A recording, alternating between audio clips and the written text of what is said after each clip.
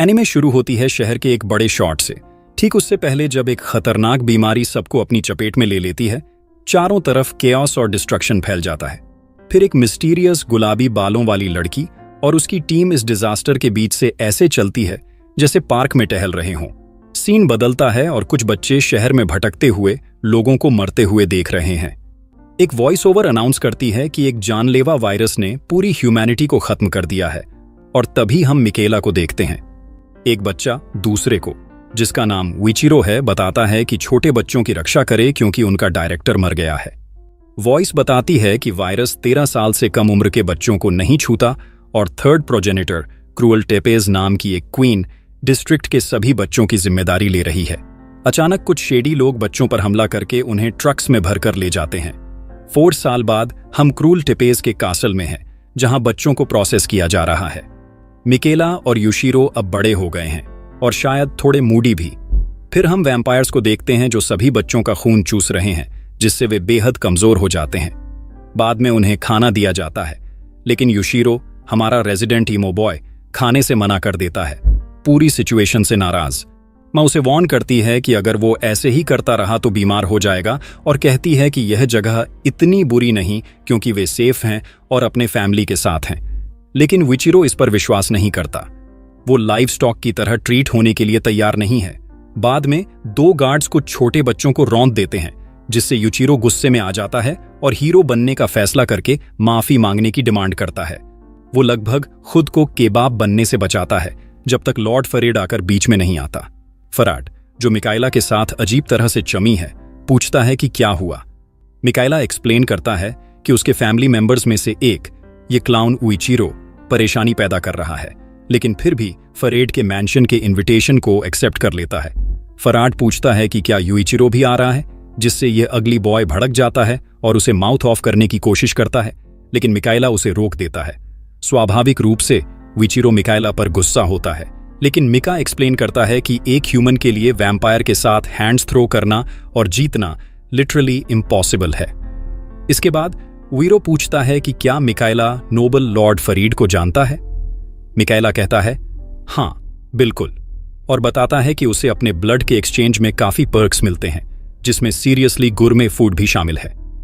Michaela यूइरो को बताता है कि उसे इस जगह पर सरवाइव करने के लिए अपना ब्रेन यूज करना होगा, लेकिन यूइरो हॉटहेड होने के कारण बस चलकर उसे पंच मारता है और बिना कुछ बोले चला जाता है।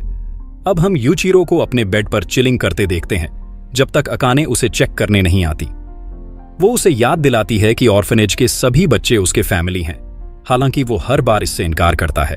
यह हमारे बॉय के लिए एक फ्लैशबैक ट्रिगर करता है जब वो पहली बार ऑर्फनेज आया था और मिकेला ने उसे फ्रेंडशिप का हाथ बढ़ाया था। जब वो डिनर के लिए घर आता है तो उसके छोटे सिबलिंग्स उसे देखकर एक्साइटेड हो जाते हैं और बताते हैं कि करी बन रही है। विचिरो शॉक्ड है यह देखकर कि अकाने कुकिंग कर रही है और पूछता है कि यह कैसे पॉसिबल है। अकानी कहती है कि यह सब मिकाइला की वजह से हुआ है, जिससे यूरो और भी एंग्री हो जाता है कि वो क्या कर रहा है। खाने के दौरान किड करी टच नहीं करता, जबकि उसके सिबलिंग्स इस बारे में आर्ग्यू करते हैं कि किसका बर्थडे है। अकाने सबको सेटल करते हुए डिक्लेयर करती है कि यह सबका बर्थडे है। फिर बच्चे यूइरो से पूछते हैं कि मिकेला कहाँ है, लेकिन उसे कुछ कहने के लिए कोई क्लू नहीं है। बाद में मिकेला देर रात दिखाई देता है जब सब सो चुके होते हैं सिवाय वीरो के, जो उसका वेट कर रहा था। विचिरो उसे बताता है कि अगली बार वो खुद अपना ब्लड फूड के लिए ट्रेड करेगा, लेकिन मिकेला बस जोक करता है कि उसका ब्लड शायद ग्रोस टेस्ट करता है और उसे वरी न करने को कहता है। फिर वो युइचिरो को वैम्पायर्स से लड़ने के लिए रेडी होने को कहता है। उरो मिकेला को बताता है कि वो पूरी दुनिया को अपने कंधों पर ढोना बंद करे, लेकिन मिकेला इसे नॉनसेंस बताते हुए कहता है कि वो युइचिरो के वर्ड्स से इंस्पिरेशन लेता है, बिल्कुल दूसरे बच्चों की तरह। उनकी हार्ट टू हार्ट के बाद वे करी खाते हैं और मिकेला यूइरो को वैम्पायर्स से लड़ने के लिए एक गन देता है। वो उसे सिटी का एक मैप भी दिखाता है जो उसने फराड के मैंशन से चुराया था। प्लान है आज रात पूरे फैमिली के साथ एस्केप करना, क्योंकि उन्होंने सब फिगर आउट कर लिया है। विचिरो वायरस के बारे में वरीड है, लेकिन मिकेला उसे अश्योर करता है कि वे ठीक रहेंगे क्योंकि फैमिली में सब सिर्फ 12 साल के हैं। मिकेला फिर अकानी को बताता है कि सबको जगाए ताकि वे अपना सुपर स्टेल्थी एस्केप शुरू कर सकें। मिकेला की लीड फॉलो करते हुए वे सिटी के बीच से स्नीक करते हैं। सीवर्स में बच्चे पूछते हैं कि वे कहाँ जा रहे हैं और वो उन्हें बताता है कि वे अपनी दुनिया में वापस जा रहे हैं जहां वे हर दिन करी खा सकते हैं। तभी एक गार्ड उन्हें लगभग पकड़ लेता है, लेकिन वे समय पर छिप जाते हैं। जैसे ही वे अपने एस्केप रूट के अंत के करीब पहुंचते हैं, फेरेड प्रकट होता है, कहते हुए कि वो उनका वेट कर रहा था, बच्चों के चेहरे पर डिस्पेयर का मजा ले रहा है। वो रिवील करता है कि वो पूरे टाइम उनके साथ खेल रहा था। फिर वो एक छोटी लड़की को पकड़ता है और उसका खून चूस कर उसे मार देता है। विचिरो फ्रीक आउट होता है और फेरेड पर शूट करता है, लेकिन वो वैम्प अपनी इनसेन स्पीड से डॉज कर जाता है। फेरेड फिर रिवील करता है कि मैप असली है और वे एग्जिट के बहुत करीब हैं। विचिरो बच्चों के लिए एक ओपनिंग क्रिएट करने की कोशिश करता है, लेकिन बुरी तरह फेल हो जाता है। फेरेड को हर एक को मर्डर करने देता है, जबकि मिकेला उसे रोकने के लिए चिल्लाता है, यहां तक कि आने भी मर जाती है। ये मिकेला को गन पकड़कर फरीड पर चार्ज करने के लिए पुश करता है, जो उसके डिवाइन ब्लड के लिए उसे थैंक करता है, इससे पहले कि वो उसे ब्रूटली मार दे। लेकिन सैक्रिफाइस बेकार नहीं गया। विचिरो डिस्ट्रैक्शन का यूज करके फरेड के सिर में राइट शूट करता है। मिकेला मौत के करीब विचिरो को भागने के लिए कहता है, लेकिन वो उसे छोड़ने से मना कर देता है, अपनी पूरी फैमिली खोने पर रोता हुआ। विचिरो फाइनली सुनता है जब मिकेला उससे भागने की गुहार लगाता है, क्योंकि गार्ड्स करीब आ रहे हैं। वो एक ब्लीक नई दुनिया में एस्केप करने में कामयाब हो जाता है, जहां कुछ एडल्ट्स एक प्रोफेसी के फुलफिल होने के बारे में बात कर रहे हैं। अपेरेंटली उसने हायाकुया लैब्स से एक टेस्ट सब्जेक्ट की अपीयरेंस की भविष्यवाणी की थी, वही लैब्स जिन्होंने जापान को बर्बाद कर दिया। कोई गाय कहता है कि वो विचिरो का यूज करके सभी वैम्पायर्स को वाइप आउट करेगा, लेकिन विचिरो बस उसे हग करता है, सॉबिंग करते हुए, और प्रॉमिस करता है कि वो ऐसा करेगा। 5 साल आगे जंप करते हैं और हमारा प्रोटैगनिस्ट विचिरो अब अडल्ट है। हम इस लूजर को देखते हैं जो अभी भी उस चीज से हॉन्टेड है जो मीका के साथ इतने साल पहले हुई थी। अचानक अपोकलिप्स का एक हॉर्समैन अटैक करता है। विचिरो की टीममेट्स बीस्ट से बात करने की कोशिश करती हैं, सोचती हैं कि एक रूकी वहां क्यों है और उसे फॉल बैक करने को कहती हैं, लेकिन हमारा बॉय मना कर देता है, वैम्प्स के अगेंस्ट रिवेंज की प्यास से ड्रिवन होकर। अपने सुपीरियर के ऑर्डर्स इग्नोर करते हुए वो बीस्ट पर चार्ज करता है और लाई नहीं बोलूंगा तो उसे बहुत आसानी से डिफीट कर देता है। अपनी सोर्ड से उसे आधे में काट देता है। अगले सीन में ये क्लाउन स्कूल में है और कंप्लेन कर रहा है कि उसे पनिश किया जा रहा है, हालांकि उसने दिन बचाया। टीचर उसे मटरिंग और क्लास डिसरप्ट करने के लिए कॉल आउट करता है, थ्रेटनिंग करते हुए कि अगर वो एटीट्यूड रखता रहा तो उसे सस्पेंड कर देगा। ऊचीरो बिल्कुल फेज्ड नहीं है। एक्चुअली वो टीचर के वर्ड से थ्रिल्ड है, जिससे रूम में सबको शॉक लगता है। तभी एक लड़की उसके कंधे पर टैप करती है। हमारा हीरो पूछने के लिए मुड़ता है कि वो कौन है। नोटबुक में लिखती हुई लड़की खुद को शिनुआ हारागी के रूप में इंट्रोड्यूस करती है, एक आर्मी एनवॉय जिसे उसे सुपरवाइज करने भेजा गया है। वो क्लियर करती है कि अगर वो क्लास अटेंड करके कोऑपरेट नहीं करता तो उसे रिपोर्ट करना होगा, जिससे उसका सस्पेंशन बढ़ जाएगा। प्रोटैगनिस्ट टिक्ड ऑफ हो जाता है, जिससे टीचर भी इग्नोर्ड होने से अनॉय हो जाता है। शॉक ऑपरेशन की इंपॉर्टेंस स्ट्रेस करती है और वो फाइनली केव करता है और टीचर के ऑर्डर्स फॉलो करता है। शिनुआ यह भी मेंशन करती है कि अगर वो कम से कम एक फ्रेंड नहीं बना पाया तो उसकी पनिशमेंट लिफ्ट नहीं होगी। ये हमारे बॉय के लिए एक फ्लैशबैक ट्रिगर करता है, जब उसने सोचा था कि पूरी ह्यूमन रेस एक्सटिंक्ट हो गई है, लेकिन गुरान और शिनोआ ने उसे बताया कि यह सिर्फ वैम्पायर प्रोपेगेंडा था। श्योर, ह्यूमैनिटी का एक चंक गया है, लेकिन जब अपोकलिप्स के ट्रम्पेट्स बजे तो वियर्ड मॉन्स्टर्स प्रकट हुए और अब ह्यूमन रेस कम बैक कर रही है। जापानीज इंपीरियल डीमन आर्मी के कर्नल गुरान नाम का एक गाय उसे बताता है कि उसकी ऑर्गेनाइजेशन प्रिवेल करेगी और पूरी ह्यूमैनिटी को कंट्रोल करेगी, प्रॉमिस करते हुए कि अगर यूरो उनसे ज्वाइन करता है तो उसे वैम्पायर्स पर अपना रिवेंज मिलेगा। प्रेजेंट में प्रोटैगनिस्ट गुरिन पर मैड है क्योंकि उसने इतने सालों में उसके लिए कुछ नहीं किया। शिनोआ फिर उसे टीज करती है, देखते हुए कि उसका फ्रेंड्स बनाने का कोई इंटेंशन नहीं है, लेकिन फिर उसके फैमिली के साथ जो हुआ उसके लिए थोड़ी सिंपैथी दिखाती है। पूछती है कि वो कुछ फ्रेंड्स या गर्लफ्रेंड क्यों नहीं बना लेता। हमारा हीरो फ्यूरियस हो जाता है और अपने फीट पर जंप करता है। उसे गुरान को एक मैसेज पास करने को कहता है, उसे वैम्पायर अनाहिलेशन फोर्स में ज्वाइन करने दो क्योंकि वो काफी स्ट्रांग है। शिनुआ रिप्लाई करती है कि गुरान पहले से ही जानता था कि वो यह कहेगा और उसे एक लेटर भेजा है। प्रोटैगनिस्ट की एक्साइटमेंट के बावजूद लेटर बस गुरान का उसे रोस्ट करना है, उसे बताते हुए कि उसे कम से कम एक फ्रेंड बनाना होगा जिसे इंट्रोड्यूस किया जा सके। प्रोटैगनिस्ट मैड हो जाता है और क्लासरूम से बाहर स्टॉर्म करता है, चिलेट हुए कि वो गुरान के गेम्स से सिक है। शुआ उसे फॉलो करती है क्योंकि उसे सुपरवाइज करना है, जिससे वो अनॉय हो जाता है। फिर वे कुछ बुलीज को एक किड पर पिकिंग करते देखते हैं, लेकिन प्रोटैगनिस्ट इसे इग्नोर करने का डिसाइड करता है। हालांकि वो अपना माइंड बदल लेता है और बुलीज को कन्फ्रंट करता है जब वे किड को लाइवस्टॉक की तरह ट्रीट करते हैं। बुलीज उसे मॉक करते हैं, कहते हुए कि वो भी योइची की तरह एंड अप होगा, लेकिन हमारा हीरो बस पूछता है कि क्या वे लड़ना चाहते हैं, जबकि उनका मजाक उड़ाते हुए शिनोआ उसे वार्न करती है कि अगर वो किसी सिविलियन को हर्ट करता है तो उसकी पनिशमेंट एक्सटेंड हो जाएगी, जिससे वो एक पंच लेता है और बुलीज के द्वारा बीट अप हो जाता है। बुलीज के लिए एरेंड्स चलाते हुए योइची प्रोटैगनिस्ट से बार बार अपॉलोजाइज करता है, जो उसके एटीट्यूड से टायर्ड हो जाता है और उसे स्कोल्ड करता है कि वो दूसरे स्टूडेंट्स को उसे पुश अराउंड क्यों करने देता है। योइची अपना डिफेंस करते हुए कहता है कि यह सच नहीं है और रिवील करता है कि वो यामानाका से उनके ग्रुप में ज्वाइन करने का फेवर मांगना चाहता था। प्रोटैगनिस्ट पूछता है कि यामानाका कौन है और योइची रिप्लाई करता है कि वो वही है जिसने उसे पंच मारा था। वो एक्सप्लेन करता है कि उसे फेवर चाहिए क्योंकि वो इंपीरियल डीमन आर्मी के एंट्रेंस एग्जाम में फेल हो गया था और यामानाका को प्रेस्टिजियस मून डीमन कंपनी में एक स्पॉट ऑफर किया गया था। इसलिए वो चाहता है कि यामानाका उसके लिए एक गुड वर्ड डाले ताकि वो एग्जाम रिटेक कर सके। प्रोटैगनिस्ट शॉक्ड है यह सुनकर क्योंकि यहां तक कि वो भी नहीं पहुंच पाया, जिससे वो गुरान पर और भी एंग्री हो जाता है। योइची कहता है कि यह वियर्ड है कि उसकी तरह का कोई आर्मी में ज्वाइन करना चाहेगा, लेकिन वो अपनी बहन का रिवेंज लेने के लिए ऐसा कर रहा है। प्रोटैगनिस्ट उसे स्ट्रेट सेट करता है, उसे बताते हुए कि अगर उसने अपनी बहन को बचाने की कोशिश की होती तो वो डेड होता, इसलिए उसने सही किया। वो उसे आर्मी में ज्वाइन न करने की एडवाइस देता है, कहते हुए कि उसके एटीट्यूड के साथ वैम्पायर्स किल करने का उसका कोई फ्यूचर नहीं है, जिससे योइची टोटली डिस्ट्रेस्ड हो जाता है। लेकिन फिर एरिया में एक मैसिव एक्सप्लोजन होता है और एक अलार्म ब्लैर करता है कि एक वैम्पायर पास के बायोलैब से एस्केप कर गया है। शिनोआ प्रोटैगनिस्ट और योइची को कवर लेने के लिए ऑर्डर देती है, जबकि वो मून डीमन कंपनी को इन्फॉर्म करती है, लेकिन हमारा हीरो कहता है कि यह नेसेसरी नहीं है, वो वैम्पायर को खुद डाउन कर देगा। सभी स्टूडेंट्स फ्ली करने की कोशिश करते हैं, लेकिन प्रोटैगनिस्ट अपना वेपन ग्रैब करता है, लड़ने के लिए रेडी होकर, जैसे यामानाका देख रहा है। बैटल शुरू होती है और प्रोटैगनिस्ट वैम्पायर की आर्म स्लाइस ऑफ करने में सक्सीड होता है। यामानाका को भागने को कहता है, हालांकि यामानाका एडमिट करता है कि वो नहीं जा सकता क्योंकि उसने आर्मी में ज्वाइन करने के बारे में झूठ बोला था। उसने सिर्फ लोगों को उससे फियर करवाने के लिए यह कहा था। वैम्पायर अपनी रिजेनरेटेड आर्म से काउंटर अटैक करता है, प्रोटैगनिस्ट को टफ टाइम देते हुए।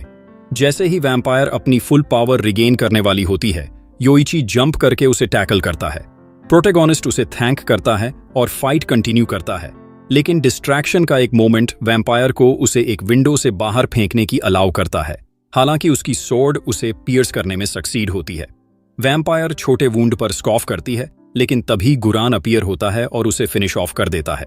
गुरान प्रोटैगनिस्ट को मॉक करता है कि उसने बिना एन्चांटेड वेपन के वैम्पायर से लड़ने की कोशिश की, लेकिन उसे स्टेपिंग इन के लिए थैंक करता है। प्रोटैगनिस्ट उसे बताता है कि उसने देख लिया कि वो क्या कर सकता है और कंपनी में एक्सेप्टेड होना चाहता है। गुरान मना कर देता है, आर्ग्यू करते हुए कि विचिरो टीम में काम करना नहीं जानता और उसे कॉल आउट करता है कि उसका एक भी फ्रेंड नहीं है। उस मोमेंट योइची अपीयर होता है और प्रोटैगनिस्ट को एक हग में टैकल करता है, उसे थैंक करते हुए उसने जो किया उसके लिए। हालांकि वो उसे नॉकआउट कर देता है। वो प्रूव करता है कि वो उसका फ्रेंड है, जिससे शिनोआ गुरन को रिमाइंड करती है कि उसे अपना प्रॉमिस रखना होगा। जबकि प्रोटैगनिस्ट अनकॉन्शियस है, उसे मीका का एक विजन होता है जो उसे इस रिवेंज की लाइफ को गिव अप करने और अपने नए फ्रेंड का ख्याल रखने को कहता है। फाइनली हमारा हीरो इन्फर्मरी में उठता है और अपने नए फ्रेंड्स को उसके लिए हैप्पी देखता है। शिनोआ उसे इन्फॉर्म करती है कि वो अब वैम्पायर अनाहिलेशन फोर्स का पार्ट है, योइची भी, उसकी ब्रेवरी की वजह से। अगले दिन यामानाका और उसके फ्रेंड्स एक सीक्रेट रूम में हैं जहां अगर आर्मी उन्हें फाइंड करती है तो वे सीरियस ट्रबल में पड़ सकते हैं। यामानाका और उसका एक बडी लीव करने का डिसाइड करते हैं, लेकिन यूजी पीछे रहता है जैसे एक मिस्टीरियस डोर खुलता है। बाद में एक एम्बैरेस्ड क्लासमेट प्रोटैगनिस्ट को एक थैंक यू लेटर देती है और कन्फेस करती है कि उसे वो पसंद है। ओइचिरो स्टन्ड है और जब वो कुछ कहने की कोशिश करता है, लड़की भाग जाती है। शिनोआ, जो दूर से देख रही थी, आती है और उसे टीज करती है कि वो अब टोटल हार्ट थ्रॉब है, लेकिन फिर उसे रोस्ट करती है कि वो स्टिल वर्जिन है। शिनोआ मेंशन करती है कि यह एक्चुअली एक बैड थिंग है, क्योंकि आर्मी रोमांटिक रिलेशनशिप्स को एनकरेज करती है ताकि ह्यूमन रेस को रीपॉपुलेट किया जा सके और वैम्पायर्स के अगेंस्ट फाइट में डोमिनेंस रिगेन की जा सके, तो उन्हें बहुत सारे बच्चे पैदा करने होंगे। हालांकि प्रोटैगनिस्ट अनइंटरेस्टेड लगता है। वो शोआ से पूछता है कि उसे अभी भी नॉर्मल स्कूल में क्यों अटेंड करना है अगर उसने वैम्पायर अनाहिलेशन फोर्स में स्पॉट पहले ही अर्न कर ली है। शोआ रिप्लाई करती है कि वो अपनी कंप्लेंट्स लेफ्टिनेंट कर्नल के पास ले जा सकता है। यूरो एंग्री हो जाता है, कहते हुए कि गुरान कभी अपने ऑफिस में नहीं होता तो वो नहीं कर सकता। शिनोआ उसे काल्म डाउन करती है, उसे बताते हुए कि उस पर येल करने का कोई पॉइंट नहीं है और उसकी ट्रेनिंग पहले ही शुरू हो गई है। वो फिर उसे डीमन दिखाती है जिसके साथ उसने पैक्ट बनाया है, जिसका नाम शिकामा डोजी है, और उसका डिमोनिक वेपन जो वैम्पायर्स के अगेंस्ट यूज होता है, वीरो को कंप्लीटली अमेज्ड छोड़ते हुए। ये देखने के बाद यूचिरो कहता है कि ऐसे वेपन के साथ वो वैम्पायर्स को डिफीट कर सकता है। शोआ उसे बताती है कि भले ही उसके पास एक हो, वो बिना हेल्प के नहीं जीत सकता। यही वजह है कि उसे टीम वर्क सीखनी होगी। हमारा बॉय उसे इंटरप्ट करता है और उसकी सोर्ड के लिए उसे एक ड्यूल के लिए चैलेंज करता है ताकि वो अपने फैमिली का रिवेंज ले सके। लेकिन शिनोआ कहती है कि वो किसी दूसरे के साथ पैक किए गए डिमोनिक वेपन का यूज नहीं कर सकता। तो यूचिरो उसे बताता है कि उसे दिखाए कि उसके पास क्या है, एक बहुत ही वन साइडेड फाइट शुरू करते हुए।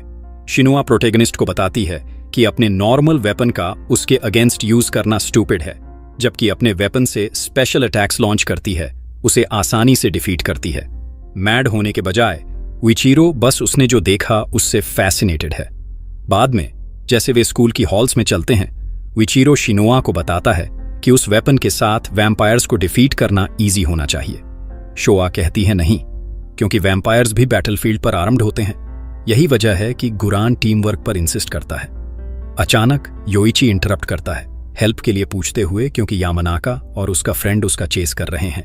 लेकिन वे अपोलोजाइज करते हैं कि उन्होंने क्या किया और उसके सबऑर्डिनेट्स बनने को कहते हैं। गाइस प्रोटैगनिस्ट को बताते हैं कि वे योइची के अंडरलिंग्स बनना चाहते हैं क्योंकि उन्हें उसकी हेल्प चाहिए। यामानाका अपोलोजाइज करता है और एक्सप्लेन करता है कि युगजी फॉरबिडन रूम में गया लेकिन वापस नहीं आया। शिनोआ ये ओवरहियर करती है और क्वेश्चन करती है कि उन्होंने लेवल 1 रिस्ट्रिक्टेड मिलिट्री एरिया में क्यों एंटर किया, कहते हुए कि उसे एक्सक्यूजेस की जरूरत नहीं क्योंकि यह सिवियरली पनिश्ड किया जाता है। वो सोचती है कि युगजी आर्मी के द्वारा कैप्चर किया गया होगा या यहाँ तक कि एग्जीक्यूटेड भी, तो उन्हें बस उसे फॉरगेट कर देना चाहिए। बाद में प्रोटैगनिस्ट शिनोआ से पूछता है कि यह फॉरबिडन प्लेस क्या है। वो रिप्लाई करती है कि यह स्कूल के 7 मिस्ट्रीज में से एक है। लाफिंग करते हुए वीरो कहता है कि यह बस डम है और ये ऑब्वियसली एक रिस्ट्रिक्टेड आर्मी थिंग है। सीरियस होते हुए शिनोआ प्रोटैगनिस्ट और योची को बताती है कि यह वहां है जहां अनाइलेशन फोर्स के मेंबर्स ट्रेंड किए गए थे और केवल ऑथोराइज्ड लोग ही डीमन के द्वारा पोजेस्ड होने के रिस्क की वजह से एंटर कर सकते हैं। प्रोटैगनिस्ट शॉक्ड है यह सुनकर, जैसे शिनोआ उसे बताती है कि उसे उसकी ट्रेनिंग के अगले स्टेप के लिए उसके साथ जाना होगा। वे अंडरग्राउंड सैंक्चुअरी की ओर जाते हैं जो फ्लडिंग प्रिवेंट करने के लिए बनाई गई टनल्स हैं, लेकिन अब ट्रेनिंग के लिए यूज होती है, बिल्कुल स्कूल की तरह, जहां वे डीमन की ईविल ऑरा से अनअफेक्टेड लोगों को रिक्रूट करते हैं। शिनोआ फाइनली कन्फेस करती है कि पूरा स्कूल एक large scale human experimentation lab है। फिर वे डोर पर पहुंचते हैं जहां से युगजी डिसअपीयर्ड हुआ। शोआ एक्सप्लेन करती है कि केवल अनाइलेशन फोर्स के सिलेक्टेड मेंबर्स या डीमन के द्वारा चोजन लोग ही वहां से पास होते हैं। हालांकि युगजी सिलेक्टेड नहीं था, जिसका मतलब है कि उसके हार्ट को डिवावर किया गया होगा, उसे एक ह्यूमन ईटिंग डीमन में टर्न करते हुए। शिनोआ उन्हें बताती है कि वो उन्हें अपने डिमोनिक वेपन की पावर दिखाएगी, लेकिन प्रोटैगनिस्ट आगे रश करता है अपने रिवेंज के लिए ज्यादा पावर गेन करने के इंटेंशन से डीमन को डिफीट करने के लिए। यूचिरो फॉरबिडन रूम में एंटर करता है और फॉलन के बिलोंग करने वाले बहुत सारे वेपन सेंटर में और एक पोजेस्ड युगजी को पाता है। शिनोआ उसे ऑर्डर देती है कि वो इंटरफियर न करे क्योंकि अनाहिलेशन फोर्स उसे रेस्क्यू करेगी। लेकिन हमारा हीरो डीमन असुरमारू के साथ पैक्ट बनाने में इंटरेस्टेड है जो युगजी के पास है और बैटल में चार्ज करता है। शिनोआ योइची को रीइंफोर्समेंट्स लाने के लिए भेजती है। प्रोटैगनिस्ट अपनी फाइट शुरू करता है, लेकिन शिनोआ उसे रोकती है वार्न करने के लिए कि अगर वो एक्स को अपने बेयर हैंड से टच करता है तो वो डीमन के द्वारा पोजेस्ड हो जाएगा। वो उसे यह भी बताती है कि रिवेंज से भरा उसका हार्ट इसे डिफीट करने के लिए रेडी नहीं है, क्योंकि डीमंस नेगेटिव फीलिंग्स पर फीड करते हैं और उन्हें अपने होस्ट के अगेंस्ट यूज करते हैं। यही वजह है कि गोरन ने उसे अपना डिमोनिक वेपन नहीं दिया है।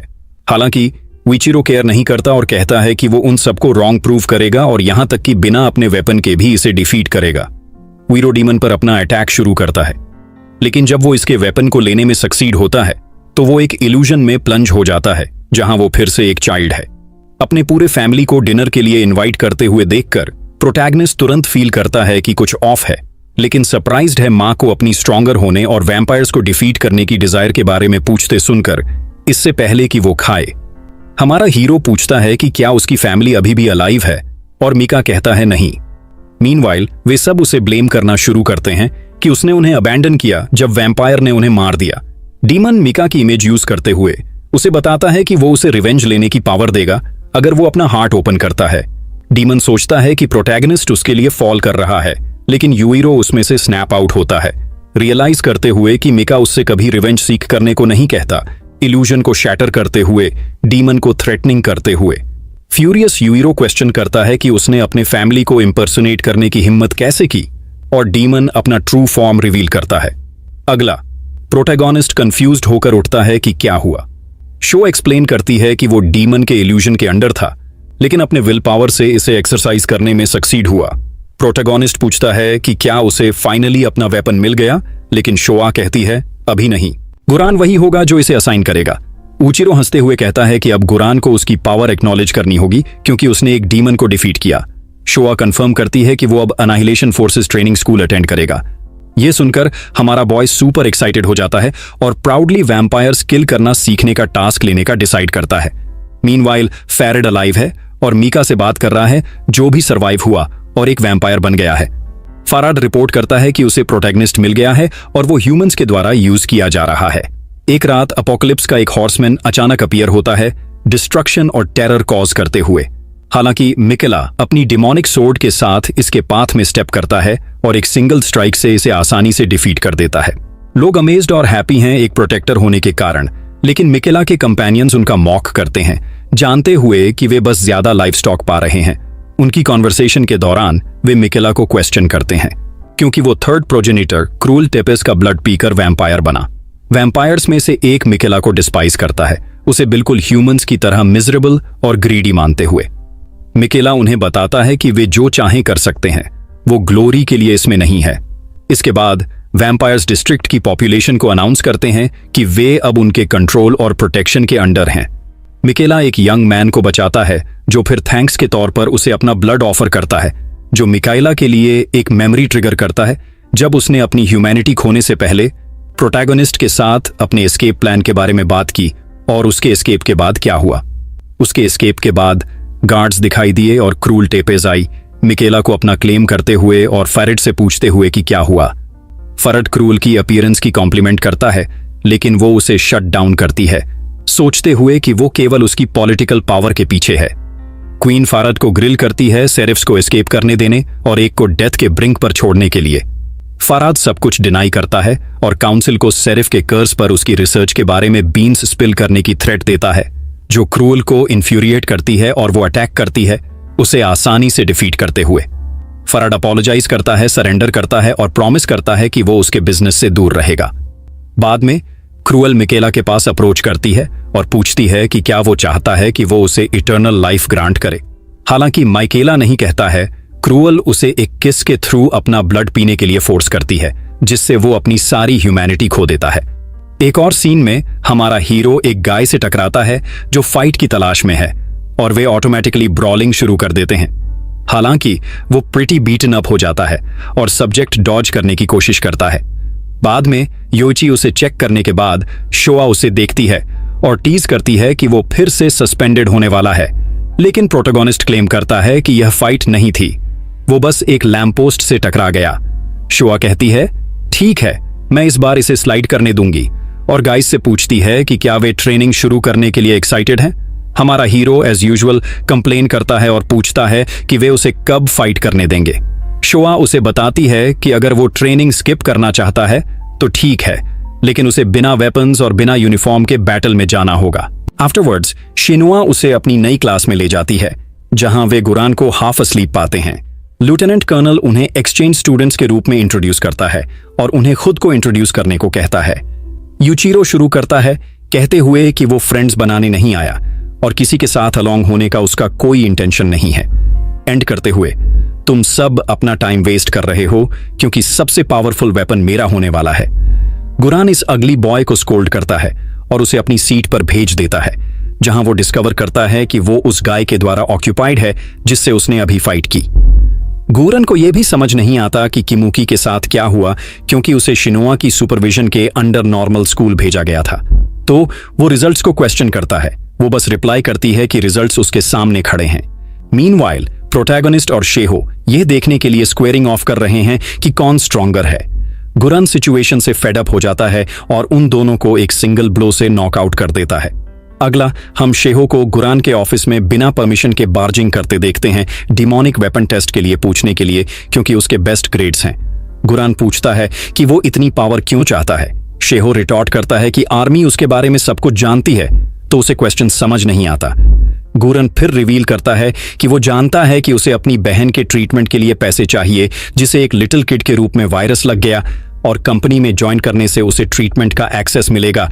लेकिन वो उसे बताता है कि वो उसे अभी डिमोनिक वेपन नहीं देगा, क्योंकि यह बस उसकी डिजायर्स का एडवांटेज लेगा और उन्हें उसके अगेंस्ट यूज करेगा। शी फिर स्कॉफ करता है, पूछते हुए कि प्रोटैगनिस्ट के साथ क्या होगा। लेकिन गुरन रिवील करता है कि हमारे बॉय ने पहले ही एक डीमन को हैंडल कर लिया, जो शेहो को सरप्राइज करता है। लेकिन वो फिर भी क्लेम करता है कि वो प्रोटैगनिस्ट से स्ट्रॉन्गर है। गुरन रिप्लाई करता है, यह काफी नहीं है, बिना फ्रेंड्स के वो सक्सीड नहीं कर सकता। बाद में गाइस को इन्फॉर्म किया जाता है कि उन्हें डिमोनिक वेपन एप्टीट्यूड टेस्ट के लिए एक प्रिलिमिनरी एग्जाम पास करना होगा। पहले टेस्ट स्पेयर्स में होते हैं, तो शिनुआ योइची के साथ टीम अप करती है, जबकि प्रोटैगनिस्ट शिहो के साथ टीम अप करने के लिए फोर्स्ड होता है। उन पर पहले एन्चांटेड पपेट्स के द्वारा अटैक किया जाता है, लेकिन उनकी टीम वर्क की लैक की वजह से वे टेस्ट फेल हो जाते हैं और पॉइंट्स खो देते हैं। फिर इंस्ट्रक्टर को कुछ न्यूज मिलती है जो उसे शेहो को डिलीवर करनी होती है। ट्रेनिंग हॉल्ट की जाती है और वे शेहो को इन्फॉर्म करते हैं कि उसकी बहन इन्फर्मरी में क्रिटिकल कंडीशन में है। इसके बावजूद शेहो ट्रेनिंग कंटिन्यू करने का डिसाइड करता है, लेकिन प्रोटैगनिस्ट उसे एडवाइस देता है कि वो अपनी बहन के पास जाए और उसे अबैंडन न करे, क्योंकि वो किसी भी मोमेंट मर सकती है और उसे रिग्रेट होगा। प्रोटैगनिस्ट फिर शेहो के फेस में पंच मारता है उसे स्नैप आउट करने के लिए, क्योंकि वो बस ट्रेनिंग कंटिन्यू करना चाहता था। हॉस्पिटल में शेहो प्रॉमिस करता है कि वो कंपनी में पहुंचेगा और फिर अपनी बहन को मिलिट्री हॉस्पिटल में ट्रांसफर करेगा। दोनों गाइस की रात के अंत में मोटिवेशनल चैट होती है, एक दूसरे को एनकरेज करते हुए और प्रॉमिस करते हुए कि वे गिव अप नहीं करेंगे। फाइनली हम प्रोजेनिटर्स काउंसिल की एक मीटिंग देखते हैं। एक नए थ्रेट को लेकर वरीड होकर क्रिल प्रपोज करता है कि जापानीज इंपीरियल डीमन आर्मी को वाइप आउट किया जाए, ताकि थ्रेट्स को एंड किया जा सके और एक नई वॉर शक। गुरान अपनी बातों पर ध्यान रखना चाहता था, लेकिन उसने छोड़ने का फैसला किया और कहा कि बाद में समरी सुना देना। उसे लगा कि उसे वहां नहीं होना चाहिए, क्योंकि आर्मी हैरगी फैमिली के कंट्रोल में है, और एक इचिनोस होने के नाते उसे रुकने की कोई वजह नहीं दिखी। जाते वक्त वह बोरिंग मीटिंग के बारे में कंप्लेन करने लगा, लेकिन अचानक प्रोटैगनिस्ट वहां आया और उस पर अटैक कर दिया। गुरान ने आसानी से उसे रोक लिया और मजाक उड़ाते हुए कहा कि वह हमेशा की तरह प्रेडिक्टेबल है और बस लड़ाई करके मजे लेना चाहता है। गुस्से में प्रोटैगनिस्ट ने पूछा कि वह 10 दिनों तक गायब क्यों रहा और उसे डिमोनिक सोर्ड क्यों नहीं दी। गुरान ने हिरागी फैमिली का ध्यान अवॉइड करने के लिए एक क्विक आंसर देने का फैसला किया। उसने प्रपोज किया कि वह डीमन के साथ कॉन्ट्रैक्ट साइन करे और फिर उसे बैटलफील्ड पर भेज देगा, लेकिन उसने वार्निंग भी दी कि अगर वह मर गया तो वह जिम्मेदार नहीं होगा। हमारा हीरो यह सुनकर हैरान था, लेकिन उसने एक्साइटेड होकर कॉन्ट्रैक्ट एक्सेप्ट कर लिया। जाने से पहले गुरान ने उसके सिर पर एक थप्पड़ मारा और वार्न किया कि वह फिर कभी उस पर फ्लाइंग किक न ट्राई करे। बाद में प्रोटैगनिस्ट की मुलाकात शिनुआ से हुई, जिसने पूछा कि उसके सिर को क्या हुआ और क्या उसने लड़ाई के लिए क्लास स्किप की। उसने मना कर दिया, लेकिन शिनुआ को पहले से ही पता था और उसने कहा कि गुरन को अपनी ताकत का अंदाजा नहीं है, लेकिन उसने उसे बधाई दी क्योंकि उसे आखिरकार डीमन के साथ कॉन्ट्रैक्ट करने की परमिशन मिल गई थी। रात को मीका फराद के साथ था, जिसने उसे बताया कि वह वक्त आ गया है जब उसकी मुलाकात प्रोटैगनिस्ट से हो सकती है, लेकिन मीका ने उसे इग्नोर किया और चला गया। सिटी में घूमते हुए अपने पुराने घर की तरफ गया, लेकिन वहां अब दूसरे बच्चे रहते थे जो उसे देखकर डर गए, इसलिए मीका को वहां से जाना पड़ा। अगले दिन एकेडमी में रिटन एग्जाम के स्कोर्स बांटे गए, जो हर किसी के डिमोनिक वेपन की रैंक तय करेंगे। हमारा हीरो अपने स्कोर को छिपाने की कोशिश करने लगा, लेकिन शिनुआ ने उसके हाथों से छीनकर उसका मजाक उड़ाया। उसने ग्रुप को बताया कि प्रोटैगनिस्ट ने लेजेंडरी स्कोर हासिल किया है जो सिर्फ जीनियसेस ही कर सकते हैं, एकदम 0। इससे सभी हैरान हो गए, लेकिन वह शिनुआ पर गुस्सा हो गया, जिसने कहा कि उसने यह उसे पॉपुलर बनाने के लिए किया।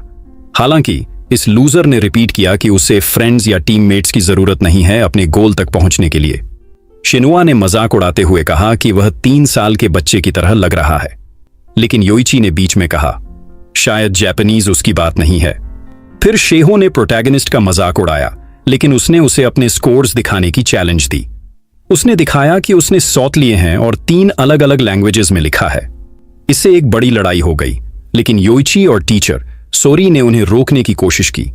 गुरान वहां पहुंचा और प्रोटैगनिस्ट का ध्यान खींचा, जिसने उससे डिमोनिक वेपन देने के बारे में पूछा।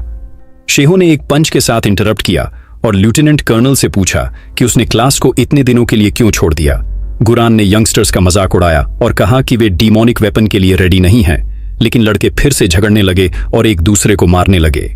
इस बीच गुरान ने सोरी से पूछा कि वह उनके बारे में क्या सोचती है और क्या वे डीमन के टेम्पटेशन को रेजिस्ट कर सकते हैं। उसने कहा कि वह श्योर नहीं है, लेकिन दोनों उसकी उम्र से ज्यादा स्ट्रांग हैं। और हैरानी की बात यह है कि योइची में डीमंस के खिलाफ सबसे ज्यादा रेजिस्टेंस है। गुरान ने उन्हें अटैक करके देखने का फैसला किया कि वे सब रेडी हैं या नहीं, और कहा कि अगर उनमें से कोई मर गया तो यह उनकी अपनी गलती होगी कि उन्होंने इनफ ट्रेनिंग नहीं की। कई लोग गुरान के अटैक से अफेक्टेड हुए, जिसमें शीहो भी शामिल था, लेकिन प्रोटैगनिस्ट और योइची को कुछ नहीं हुआ। गुरान ने लड़कों को बधाई दी कि वे कॉन्शियस रहे, क्योंकि उनमें डीमन के साथ कॉन्ट्रैक्ट करने की पोटेंशियल है अगर वे ट्रेनिंग करते रहें।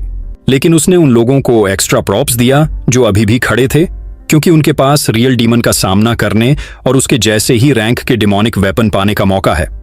Black demon series lucky ones हमारे हीरो शीहो, योइची और शिनुआ हैं। हालांकि गुरान ने कहा कि वह चाहता कि शिनुआ बेहोश हो जाती। जब वे डीमंस का सामना करने के लिए जा रहे थे, सोरी ने गुरान से कहा कि योइची को पार्टिसिपेट करना अच्छा आइडिया नहीं है, लेकिन उसने उसे बताया कि टेंशन न ले।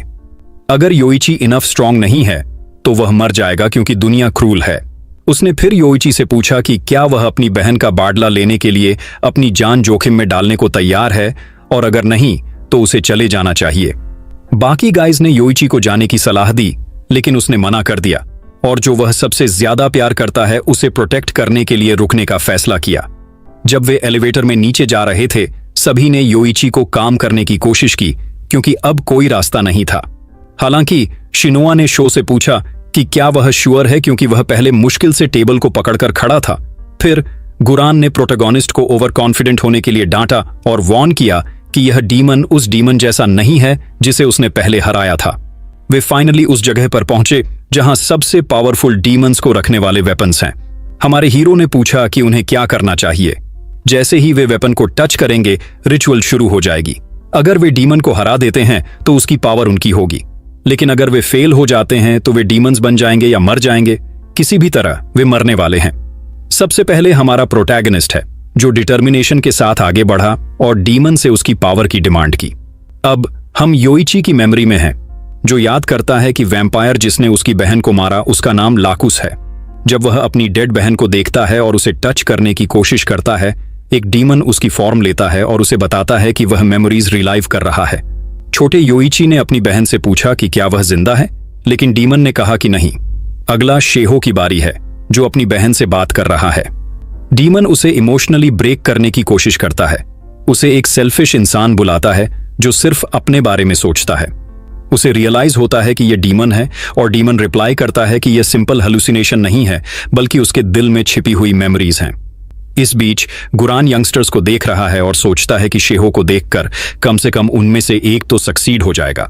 फिर हम प्रोटैगनिस्ट के इल्यूजन में शिफ्ट होते हैं, जहां वह मिका से फिर से मिलता है। हमारा हीरो डीमन से कहता है कि वह अपना टाइम वेस्ट न करे और उसके फैमिली को इमिटेट करना बंद करे। डीमन हैरान है कि प्रोटैगनिस्ट को अपने फैमिली की परवाह नहीं है। हालांकि प्रोटैगनिस्ट रिप्लाई करता है कि वह डीमन के माइंड गेम्स जानता है और उसकी पावर की डिमांड करता है। डीमन सामने आता है और अटैक करता है, उसे अपनी एबिलिटी से ट्रैप कर लेता है। वह पूछता है कि क्या वह सोचता है कि सिर्फ इसलिए कि उसने एक लो लेवल डीमन को हराया है, वह उसके जैसे डीमन का सामना कर सकता है, और धमकी देता है कि वह उसके दिल के साथ जैसे चाहे खेल सकती है। लेकिन हमारे हीरो को परवाह नहीं है और वह उसकी पावर की डिमांड करता रहता है। डीमन पूछता है कि वह पावर किसके लिए चाहता है। प्रोटोगोनिस्ट कहता है कि वह अपने फैमिली का बैडला लेने के लिए चाहता है। डीमन उसे इन्फिनिट पावर देने को तैयार हो जाता है, लेकिन वार्न करता है कि यह इनफ नहीं होगी। कॉनी की फॉर्म लेकर वह उसे बताता है कि उसे अपनी जिंदगी बैडला लेने में लगानी होगी और उसे गिल्टी फील कराने की कोशिश करता है कि उसने अपने फैमिली को छोड़ दिया। वह उसे यह भी बताता है कि उसे लव छोड़ना होगा और अपने पुराने फैमिली को न्यू फ्रेंड्स के साथ रिप्लेस नहीं करना होगा, उन्हें भूलकर।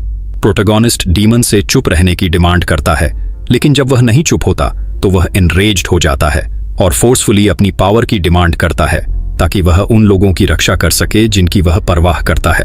फाइनली डीमन प्रोटैगनिस्ट को एक्सेप्ट कर लेता है, लेकिन तब तक जब तक उसका दिल स्ट्रांग रहे। अगर वह कभी डाउट करे तो डीमन उसके बॉडी का कंट्रोल ले लेगा। फिर वह अपना इंट्रो असुरामारू के रूप में देता है और जाने से पहले प्रोटैगनिस्ट को रिवील करता है कि वह पूरी तरह से ह्यूमन नहीं है, कम से कम उसका एक 10th हिस्सा नहीं है।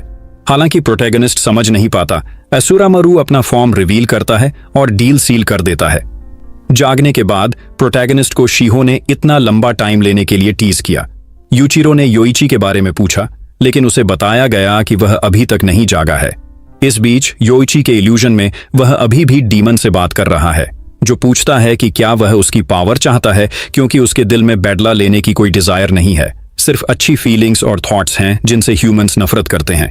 डीमन डिमांड करता है कि वह उसे अपना बॉडी दे दे ताकि वह अपनी बहन का बदला ले सके, क्योंकि उसके पास खुद ऐसा करने की विल नहीं है, और उस पर अटैक करता है। एक टेरिफाइड योइची को देखकर डीमन उसे बताता है कि वह उसका मास्टर बनने के लायक नहीं है। वह उसके बॉडी पर कंट्रोल लेने में सक्सीड हो जाता है और जाग जाता है। गुरान सिचुएशन से अनॉयड है, लेकिन 3 में से 2 विन्स पाकर हैप्पी है। फिर वह लड़कों को उनका पहला मिशन कंपनी मेंबर्स के साथ असाइन करता है। उन्हें डिवाउरर डीमन को हराना है। डिवाउरर डीमन पहले गुरान पर अटैक करता है, लेकिन फेल हो जाता है। इसलिए वह फिर प्रोटैगनिस्ट और शेहो पर अटैक करने का डिसाइड करता है, लेकिन उन्हें भी नुकसान नहीं पहुंचा सकता। प्रोटैगनिस्ट गुरान से पूछता है कि उन्हें असल में क्या करना चाहिए, क्योंकि वह अपने कॉमरेड को मारना नहीं चाहता। हालांकि गुरान उन्हें उसकी सफरिंग खत्म करने को कहता है। वह अब उनका कॉमरेड नहीं है, बस एक डीमन है। प्रोटैगनिस्ट एक बार फिर मना कर देता है, लेकिन गुरान उसे ऑर्डर्स फॉलो करने की डिमांड करता है और कहता है कि अगर वे मरना चाहते हैं तो वह इंटरवीन नहीं करेगा। वह उन्हें बताता है कि अगर उनके पास सोल्जर्स के रूप में कोई प्राइड है तो उन्हें डीमन को फिनिश करना होगा। लड़के डीमन से लड़ने का डिसाइड करते हैं और उसे डिसार्म करने में सक्सीड हो जाते हैं, अपनी गार्ड डाउन कर लेते हैं। लेकिन इससे पहले कि गुरान उन्हें वार्न कर सके, डीमन प्रोटैगनिस्ट पर अटैक कर देता है। शेहो इस अपॉर्चुनिटी का फायदा उठाकर उसे फिनिश करने की कोशिश करता है, लेकिन रुक जाता है। योइची को मारने में अनेबल हो जाता है। डीमन उनका मजाक उड़ाता है कि वे उसे मार नहीं सकते। जब वे योइची को कन्विंस करने की कोशिश करते हैं कि वह हार न माने और डीमन से लड़े, शिनुआ गुरान से कहती है कि वह इंटरवीन करे, क्योंकि लड़के अपने फ्रेंड को मारने के लिए रेडी नहीं हैं। गुरान रियलाइज करता है कि शिनुआ को इन किड्स के लिए फीलिंग्स हैं और उसे ऑर्डर देता है कि वह स्टेप इन ले ताकि लड़कों को रिमॉर्स न झेलना पड़े, लेकिन शिनुआ ऐसा नहीं कर पाती। हमारा हीरो योइची को फाइट करने के लिए ट्राई करता रहता है, लेकिन कोई फायदा नहीं होता। इससे पहले कि डीमन अटैक कर सके, विचिरो गिव अप कर देता है और उससे कहता है कि वह उसे मार दे, क्योंकि वह अपने फ्रेंड को मर्डर नहीं करेगा। लेकिन इससे पहले कि वह स्ट्राइक कर सके, गुरान योइची को डांटता है और उसे बताता है कि वह अपने फैमिली को प्रोटेक्ट करे और छिपना बंद करे। यह योइची को एक इंटरनल स्ट्रगल के बाद जगाने में सक्सीड होता है और पहली चीज जो वह करता है वह प्रोटैगनिस्ट को हग करने के लिए दौड़ता है। अचानक गुरान प्रोटैगनिस्ट को एक पावरफुल किक से मारता है, इतना लॉन्ग टाइम लेने के लिए उसे जमीन पर गिरा देता है। शिनुआ गुरान से पूछती है कि क्या उसे पता था कि क्या होगा और टीज करती है कि उसे भी लड़कों की परवाह है। गुरान उसे बताता है कि योइची में टैलेंट है और उसे एनकरेज करता है कि वह अपनी फ्रेंड्स को प्रोटेक्ट करने की विल फॉलो करे और उसे अपना मीनिंगलेस बेडला भूल जाने को कहता है। प्रोटैगनिस्ट को भी यही करना होगा। अपने पुराने फैमिली को भूल जाओ और अब अपनी नई फैमिली के लिए अपनी जान जोखिम में डालो, क्योंकि पास्ट में कुछ नहीं बचा है। फाइनली गुरान उन्हें इन्फॉर्म करता है कि उन्हें कंसाई में बैटलफील्ड पर भेजा जाएगा, क्योंकि वैम्पायर्स शिंजुकू को कॉन्कर करना चाहते हैं। फिर हम वैम्पायर्स से भरे एक प्लेन पर कट करते हैं, जिसमें मिका भी शामिल है। शिंजुकू सिटी की ओर जा रहे हैं। रात को प्रोटैगनिस्ट सोता है, लेकिन एक ड्रीम से टॉर्मेंटेड होता है, जहां मिका उसे ब्लेम करता है कि उसने उसे छोड़ दिया। हमारा हीरो हैप्पी होकर जागता है कि वह दिन आखिरकार आ गया है जिसका वह वेट कर रहा था। अब कुछ वैम्पायर्स को मारने का टाइम है। अगला प्रोटैगनिस्ट सबवे में शिनुआ के साथ है, जो उस दिन उसके साथ जाएगी। राइड के दौरान वह उसे दिन के ऑर्डर्स देती है, लेकिन इस क्लाउन को सिर्फ अपना बदला शुरू करने की परवाह है। शिनुआ उसे बताने की कोशिश करती है कि उन्हें पहले डिफेंसेस को स्ट्रेंथन करना होगा, और प्रोटैगनिस्ट पहले यह करने के बारे में कंप्लेन करता है। शिंजुकू में यंगस्टर्स एक प्रोटेक्टेड गेट पर पहुंचते हैं जो उन्हें सिटी वॉल्स के बाहर ले जाएगा। गार्ड्स किड्स को देखकर हैरान हो जाते हैं, जो स्पेशल फोर्सेस का हिस्सा हैं। गेट क्रॉस करने के बाद वे किसी को गुरान से कंप्लेन करते हुए सुनते हैं कि वह रुकीज का एक ग्रुप उन्हें असाइन नहीं करना चाहता और इन्वेस्टिगेट करने का डिसाइड करते हैं। रास्ते में वे योइची और शेहो से मिलते हैं, जो सुबह से वहां थे। फिर हम सुनते हैं कि गर्ल असल में टूरिन के बारे में क्या कंप्लेन कर रही है। वह एक्सपीरियंस के कारण लीडर बनना चाहती थी, लेकिन वह रोल शिनुआ हरागी फिल करेगी। जब शिनुआ गर्ल को देखती है तो वह उसे मित्सुबा के रूप में ग्रीट करती है, जो विजिबली उससे एंग्री है। मित्सुबा शिनुआ पर फाइट शुरू करने के लिए लंच करती है, लेकिन गुरन इंटरप्ट करता है और धमकी देता है कि अगर वे कंटिन्यू करते हैं तो उन्हें डंजन भेज देगा। फिर गुरन किड्स को इन्फॉर्म करता है कि वह शिंजुकू के लिए दूसरा रूट लेगा। पहले वह उनकी नई टीममेट मित्सुबा सनांगू से इंट्रोड्यूस कराता है। वह एक्सप्लेन करता है कि कंपनी में टीम्स में 5 मेंबर्स होने चाहिए, वरना वे आर्म्ड वैम्पायर के खिलाफ डेंजर में होंगे। वह यह भी डिमांड करता है कि वे एक थ्रेट का सामना करते समय टीम के रूप में एक्ट करें। हालांकि प्रोटैगनिस्ट को यह समझ नहीं आता, इसलिए मित्सुबा उसे एक पंच मारती है, लेकिन वह उसे रोक लेता है। गुरान फिर उनका मिशन असाइन करता है। उन्हें हाराजुकू जाना होगा ताकि ह्यूमंस को वैम्पायर सेटलमेंट से फ्री कर सकें, जिसका उपयोग ब्लड के लिए किया जाता है, और फिर वे शिंजुकू जा सकते हैं। हाराजुकू के रास्ते में योइची विश्वास नहीं कर सकता कि दुनिया कितनी डिस्ट्रॉय हो गई है, और दूसरों से पूछता है कि क्या वे इन वॉल्स को गार्ड करते थे, हॉर्समैन ऑफ द अपोकलिप्स को हराते थे। इस बीच मित्सुबा इंटरप्ट करती है और कहती है हॉर्समैन अब बहुत ज्यादा स्ट्रांग हैं क्योंकि वे वॉल से दूर हैं। वे फाइनली हाराजुकू में पहुंचते हैं और पहली चीज जो वे देखते हैं वह एक छोटी गर्ल है जो एक हॉर्समैन से भाग रही है। प्रोटैगनिस्ट उसे सेव करने की कोशिश करता है, लेकिन मित्सुबा उसे रोक देती है और ऑर्डर देती है कि वह फॉर्मेशन ब्रेक न करे, क्योंकि यह एक ट्रैप हो सकता है। यू फ्यूरियस हो जाता है और उन्हें बताता है कि फिर रिट्रीट कर लो, क्योंकि वह उसे अकेले सेव करने जा रहा है। प्रोटैगनिस्ट गर्ल को सेव करने के लिए दौड़ना शुरू करता है और मित्सुबा उसके पीछे जाती है। टीम के बाकी लोग हेल्प करने की कोशिश करते हैं, लेकिन शानुआ तुरंत उन्हें रोक देती है। वह आते हुए वैम्पायर्स को सेंस करती है। वह कहती है कि उन्होंने गर्ल को बेट के रूप में इस्तेमाल किया। प्रोटैगनिस्ट गर्ल को जस्ट इन टाइम सेव करता है और मित्सुबा हॉर्समैन को फिनिश कर देती है, जिससे वैम्पायर्स खुद को रिवील कर देते हैं और अटैक करते हैं। यू 3 वैम्पायर्स का सामना करता है और जब वे उसे थोड़ा वूंड करने में सक्सीड हो जाते हैं, हमारा हीरो यह देखकर कि वह टाइट स्पॉट में है, अशुरामारू की पावर बोरो करता है। यह वैम्पायर्स को सरप्राइज करता है। फिर मित्सुबा प्रोटैगनिस्ट को वार्न करती है कि वह हॉर्समैन द्वारा अटैक होने वाला है जो नहीं मरा, लेकिन शिनुआ उसे प्रोटेक्ट करती है और बदले में योइची शिनुआ को प्रोटेक्ट करता है ताकि अंत में मित्सुबा मॉन्स्टर को फिनिश कर दे। हम देखते हैं कि वैम्पायर्स रिट्रीट करना चाहते हैं और रीइंफोर्समेंट्स बुलाना चाहते हैं, क्योंकि किड्स वैम्पायर एनाहिलेशन फोर्सेस का हिस्सा हैं, लेकिन प्रोटैगनिस्ट उन्हें सरप्राइज से अटैक करता है। फिर भी मित्सुबा प्रोटैगनिस्ट को रिट्रीट करने का ऑर्डर देती है, इससे पहले कि ऐसा हो। वैम्पायर्स उनका मजाक उड़ाते हैं और कहते हैं कि वे लाइव स्टॉक को नहीं जाने देंगे, जो यू को इन्फ्यूरिएट करता है, जो अटैक करने के लिए रेडी हो जाता है, लेकिन शिनुआ से ऑर्डर्स रिसीव करता है कि उन्हें रिट्रीट करना होगा क्योंकि वे एनिमी टेरिटरी में हैं। रात को मित्सुबा प्रोटैगनिस्ट को मारती है और पूरी टीम को डेंजर में डालने के लिए उसके रेकलेस एक्शंस के लिए स्कोल्ड करती है। यू अपनी गलती एक्सेप्ट करता है, लेकिन कहता है कि उसे रिग्रेट नहीं है। अगर इससे उसे बेटर फील होता है तो वह उसे जितना चाहे मार सकती है। वह उसे बताती है कि वह उसके जैसे लोगों से नफरत करती है क्योंकि वे अपनी टीम को रूइन की ओर ले जाते हैं। फिर वे गर्ल को आर्मी को हैंड ओवर कर देते हैं ताकि वह सेफ रहे। फाइनली शोआ प्रोटैगनिस्ट को बताता है कि मित्सुबा बस ऐसी ही है, लेकिन उसके साथ काइंडली ट्रीट करे क्योंकि उसका एक ट्रबल्ड पास्ट है। अगला हम गर्ल्स को बाथ लेते हुए देखते हैं, जबकि मित्सुबा प्रोटैगनिस्ट के बारे में कंप्लेन कर रही है और शिनुआ उसे बताती है कि वे आखिर में लव में फॉल हो जाएंगे। लेकिन शिनुआ ये भी पूछती है कि क्या वह प्रोटैगनिस्ट से इसलिए नफरत करती है क्योंकि वह उसे पास्ट में जैसी वह थी उसकी याद दिलाता है। मित्सुबा याद करती है जब उसके कॉमरेड्स में से एक मर गया क्योंकि उसने फॉर्मेशन ब्रेक की थी। हालांकि शिनुआ उसे उसकी गिल्ट से फ्री करने की कोशिश करती है, वह अभी भी एंग्री है। बाद में हम छोटी गर्ल को देखते हैं जो उन्हें बताती है कि वैम्पायर्स मोटे संडो स्टेशन पर हैं, इसलिए अगले दिन वे ह्यूमंस को रेस्क्यू करने के लिए वहां जाते हैं। रास्ते में मित्सुबा कहती है कि उन्हें सिविलियंस के बारे में वरी नहीं करनी चाहिए और अगर वैम्पायर्स आर्म्ड हैं तो उन्हें फ्ली करना होगा। लेकिन यू को यह पसंद नहीं है क्योंकि वह वैम्पायर्स को मारना चाहता है। स्टेशन गेट्स पर पहुंचकर शिनुआ उन्हें बताती है कि वह उम्मीद करती है कि वे मिशन को बिना कैजुअल्टीज के कंप्लीट कर सकते हैं, इसलिए उन्हें इंपल्सिवली एक्ट नहीं करना चाहिए। लीडर शिनुआ प्लान एक्सप्लेन करना शुरू करती है। स्टेशन के अंदर 7 वैम्पायर्स हैं जो उम्मीद है कि सभी अस्लीप होंगे। हालांकि उन्हें साथ रहना होगा, एक दूसरे को प्रोटेक्ट करना होगा और फॉर्मेशन ब्रेक नहीं करना होगा। अंदर जाने पर वे लाइवस्टॉक की तरह कपड़े पहने ह्यूमंस को पाते हैं जो हमारे हीरो को मेमोरीज दिलाते हैं। मित्सुबा लीड लेती है और उन्हें बताती है कि उन्हें फ्लोर B2 पर जाना होगा जहां सभी वैम्पायर्स हैं। जब वे चलते हैं शेहो को यह स्ट्रेंज लगता है कि ह्यूमंस एस्केप नहीं करते क्योंकि वहां कोई वैम्पायर्स प्रेजेंट नहीं है। मित्सुबा एक्सप्लेन करती है कि वे प्रोटेक्शन के लिए वहां रहते हैं। जैसे ही बाहर मॉन्स्टर्स से भरा है उस मोमेंट पहला वैम्पायर अपीयर होता है।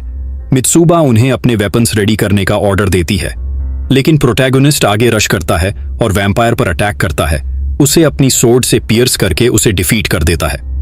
मित्सुबा यू को स्कोल्ड करती है, लेकिन वह आर्ग्यू करता है कि वह रेकलेस नहीं था। उसने सभी ऑर्डर्स का वेट किया और अनआर्म्ड एनिमी पर अटैक करने का अपॉर्चुनिटी लिया। वह मित्सुबा को पीछे से सरप्राइज अटैक से भी सेव करता है। प्रोटैगनिस्ट वैम्पायर्स का सामना करते हुए एक्साइटेड हो जाता है और अटैक में लॉन्च करता है, जबकि उसका एनिमी उसका मजाक उड़ाता है। हालांकि वह सिंगल ब्लो के साथ उसे डिफीट करने में सक्सीड हो जाता है। इससे पहले कि वह फिनिश कर सके, मित्सुबा प्रोटैगनिस्ट की स्ट्रेंथ से शॉक्ड है और शेहो कमेंट करता है कि वह अभी भी उससे वीकर है। इसलिए हमारा हीरो प्रपोज करता है कि वे राइट वहीं ड्यूअल करें, लेकिन मित्सुबा उन्हें इडियट्स होना बंद करने का ऑर्डर देती है। वे स्टेशन के थ्रू मूव करते रहते हैं, लेकिन उनके एनिमीज द्वारा एम्बुश किया जाता है क्योंकि 5 से ज्यादा वैम्पायर्स बचे हैं। मित्सुबा सबसे पहले कैप्चर हो जाती है और रियलाइज करती है कि उन्होंने छोटी गर्ल को डीकॉय के रूप में इस्तेमाल किया ताकि उन्हें फॉल्स इन्फो फीड कर सकें। वह अपने टीममेट्स को रिट्रीट करने का ऑर्डर देती है, लेकिन यह क्लाउन उसे अबैंडन करने से मना कर देता है और उसे रेस्क्यू करने की कोशिश करता है। जब वे उसकी ओर जाते हैं, टीम के बाकी लोग वैम्पायर्स से फाइट करते हैं। प्रोटैगनिस्ट मित्सुबा तक पहुंचने में सक्सीड हो जाता है और वैम्पायर को स्लाइस करके उसे सेव करता है जो उसे हॉस्टेज बनाए हुए था। फिर यू वैम्पायर्स को बताता है कि अगर उन्होंने सोचा कि ह्यूमंस डिस्गस्टिंग थे तो उन्हें वेट करना चाहिए और देखना चाहिए कि वे इन ह्यूमंस द्वारा कैसे डिफीटेड होते हैं। अपने लव्ड वन को सेव करने के लिए, अपना सब कुछ देने के लिए रेडी। बैटल फॉर्मेशन के सेंटर में वैम्पायर से घिरे हुए किड्स एग्री करते हैं कि वे सभी को डाउन कर सकते हैं, लेकिन वे मित्सुबा के अटैक करने के ऑर्डर का वेट करते हैं। वे फाइनली सभी को रेस्क्यू करने में सक्सीड हो गए। रेस्क्यू कैंप में छोटी गर्ल प्रोटैगनिस्ट के पास आती है और उसने जो किया उसके लिए अपोलोजाइज करने के लिए। जब वह रोती है, हमारा हीरो उसे काम करता है और उसे बताता है कि वह बस अपने फैमिली और फ्रेंड्स को प्रोटेक्ट करना चाहती थी और उसने सही किया। जब मित्सुबा यह देखती है, शोआ उसे टीज करती है और इंप्लाई करती है कि वह प्रोटैगनिस्ट के लिए फॉल हो गई है। रेस्क्यूड होने के बाद मित्सुबा कहती है कि वह समझ नहीं पाती कि यू इस तरह क्यों एक्ट करता है। शोआ उसे बताता है कि यह इसलिए है क्योंकि यू छोटा था, तब एक प्रिजनर था। बाद में मित्सुबा प्रोटैगनिस्ट को उसके पास्ट के बारे में कन्फ्रंट करती है, लेकिन वह उसे इसमें डाइजी न करने को कहता है। फिर भी वह उसे बताती है कि उसके पॉइंट ऑफ व्यू से उसने कुछ गलत नहीं किया। यू सैड दिखता हुआ उसे बताता है कि शायद नहीं, लेकिन उसने खुद को सेव करने के लिए अपने फैमिली को पीछे छोड़ दिया और यह कभी नहीं बदलेगा। जाने से पहले मित्सुबा प्रोटैगनिस्ट को जो उसने किया उसके लिए थैंक करने की कोशिश करती है, लेकिन वर्ड्स आउट नहीं निकाल पाती और एंग्री हो जाती है। ऊपर से एक वुमन उन सभी को देख रही है।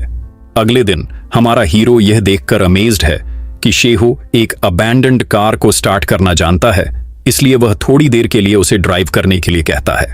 वह उसे बताती है कि वह नहीं जानता कैसे, लेकिन प्रोटैगनिस्ट इंसिस्ट करता है कि यह बस थोड़ी देर के लिए होगा। उसे शेहो से हार्ड नो मिलता है, जो कहता है कि वह उसे बाद में ड्राइव करना सिखाएगा।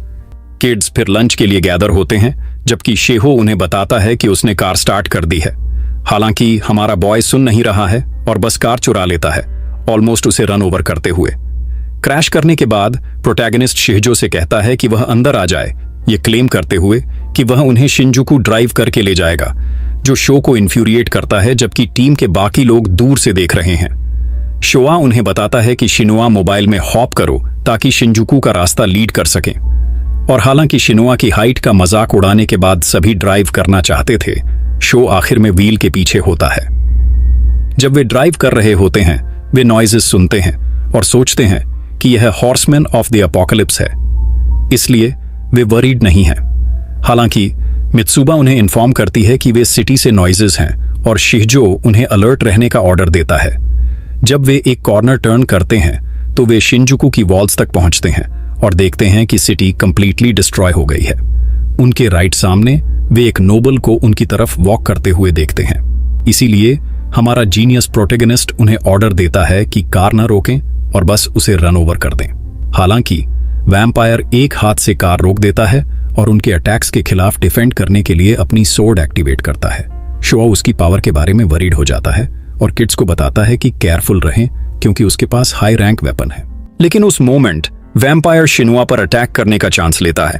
हालांकि प्रोटैगनिस्ट जस्ट इन टाइम उसे सेव करने में सक्सीड हो जाता है। शो सोचता है कि उसे बीट करने के लिए उन्हें प्रोटैगनिस्ट और शो को 1-on-1 उससे फाइट करने के लिए भेजना होगा, जबकि बाकी सपोर्ट प्रोवाइड करेंगे। हालांकि 2 और वैम्पायर्स बैकअप के रूप में शो अप होते हैं, इसीलिए यू सजेस्ट करता है कि वे रिट्रीट करें।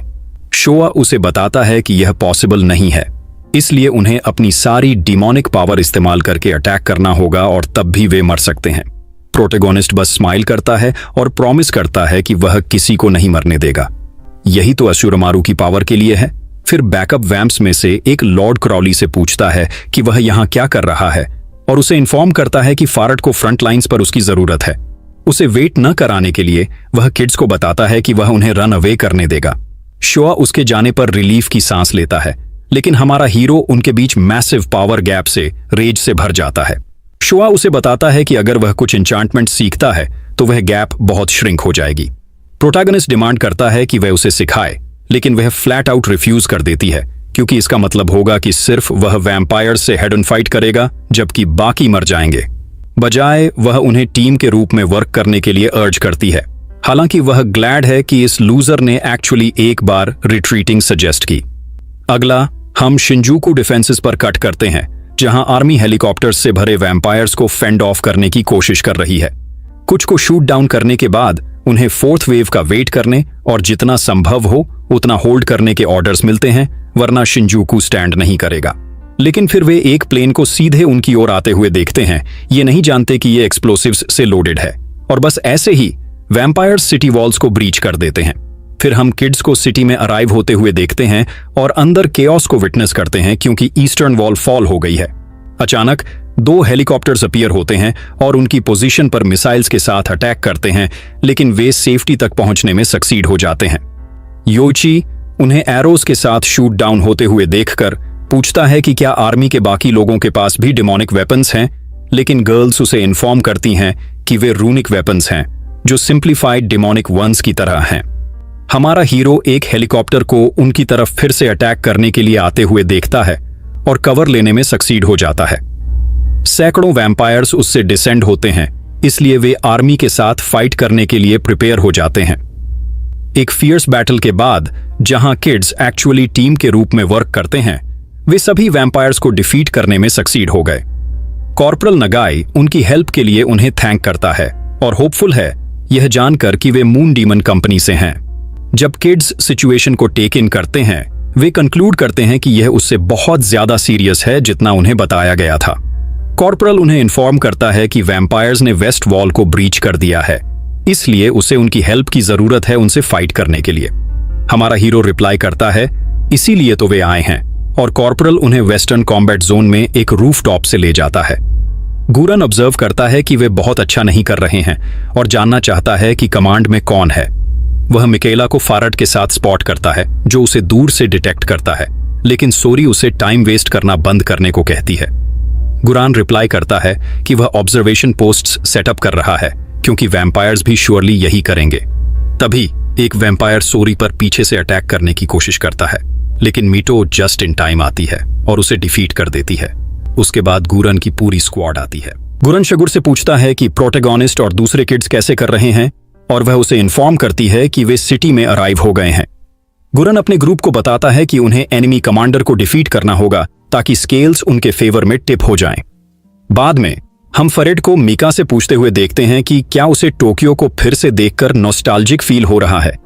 फिर वह पूछता है कि क्या वह थर्स्टी है क्योंकि उसे बैटलफील्ड का एडवांटेज लेकर कुछ ब्लड पीना चाहिए। फरद उसे उसके फैमिली के साथ जो कुछ हुआ उसकी याद दिलाता है और मीका खुद पर फ्यूरियस हो जाता है कि वह उन्हें प्रोटेक्ट नहीं कर पाया। फिर हम 4 साल पहले फ्लैशबैक करते हैं जहां क्रूल मीका को पावर और इटर्नल यूथ पाने के लिए ब्लड पीने के लिए फोर्स करता है, लेकिन वह रिफ्यूज करता है। वैम्पायर बनने के बजाय मरना प्रिफर करता है। क्रूल उसे बताता है कि इसके लिए बहुत लेट हो गया है। अगर वह अब मरता है तो वह बस एक स्टूपिड डीमन बन जाएगा। मीका रिफ्यूज करता रहता है, इसलिए क्रूल उसे अपना ब्लड ऑफर करता है। वह इसे रिजेक्ट करता है, लेकिन लंबे समय तक रेजिस्ट नहीं कर सकता और पीना शुरू कर देता है। क्रूल थ्रिल्ड है क्योंकि मीका अब उसका लिटिल पेट इटर्निटी के लिए होगा। प्रेजेंट में वापस मीका के पास क्रूल के ब्लड के सिर्फ 10 दिन हैं, इसीलिए उसे प्रोटैगनिस्ट को ASAP फाइंड करना होगा। जब बारिश शुरू होती है, हम नगाई को किड्स को इन्फॉर्म करते हुए देखते हैं कि वे 15 मिनट्स में डिफेंस लाइन तक पहुंच जाएंगे। इसलिए शिनुआ उन्हें बताती है कि वे अपना पहला ट्रेनिंग लेसन शुरू करेंगे। मित्सुबा के अकॉर्डिंग उनकी करंट स्टेट में वे फ्रंट लाइंस पर यूजलेस होंगे। उन्हें कुछ पिल्स लेनी होंगी जो आर्मी प्रोवाइड करती है ताकि उनकी पावर्स और डिमोनिक सिंक्रोनाइजेशन स्ट्रेंथन हो। एक पिल के साथ स्ट्रेंथ में 1.5x बूस्ट मिलेगा और 2 के साथ 1.8x।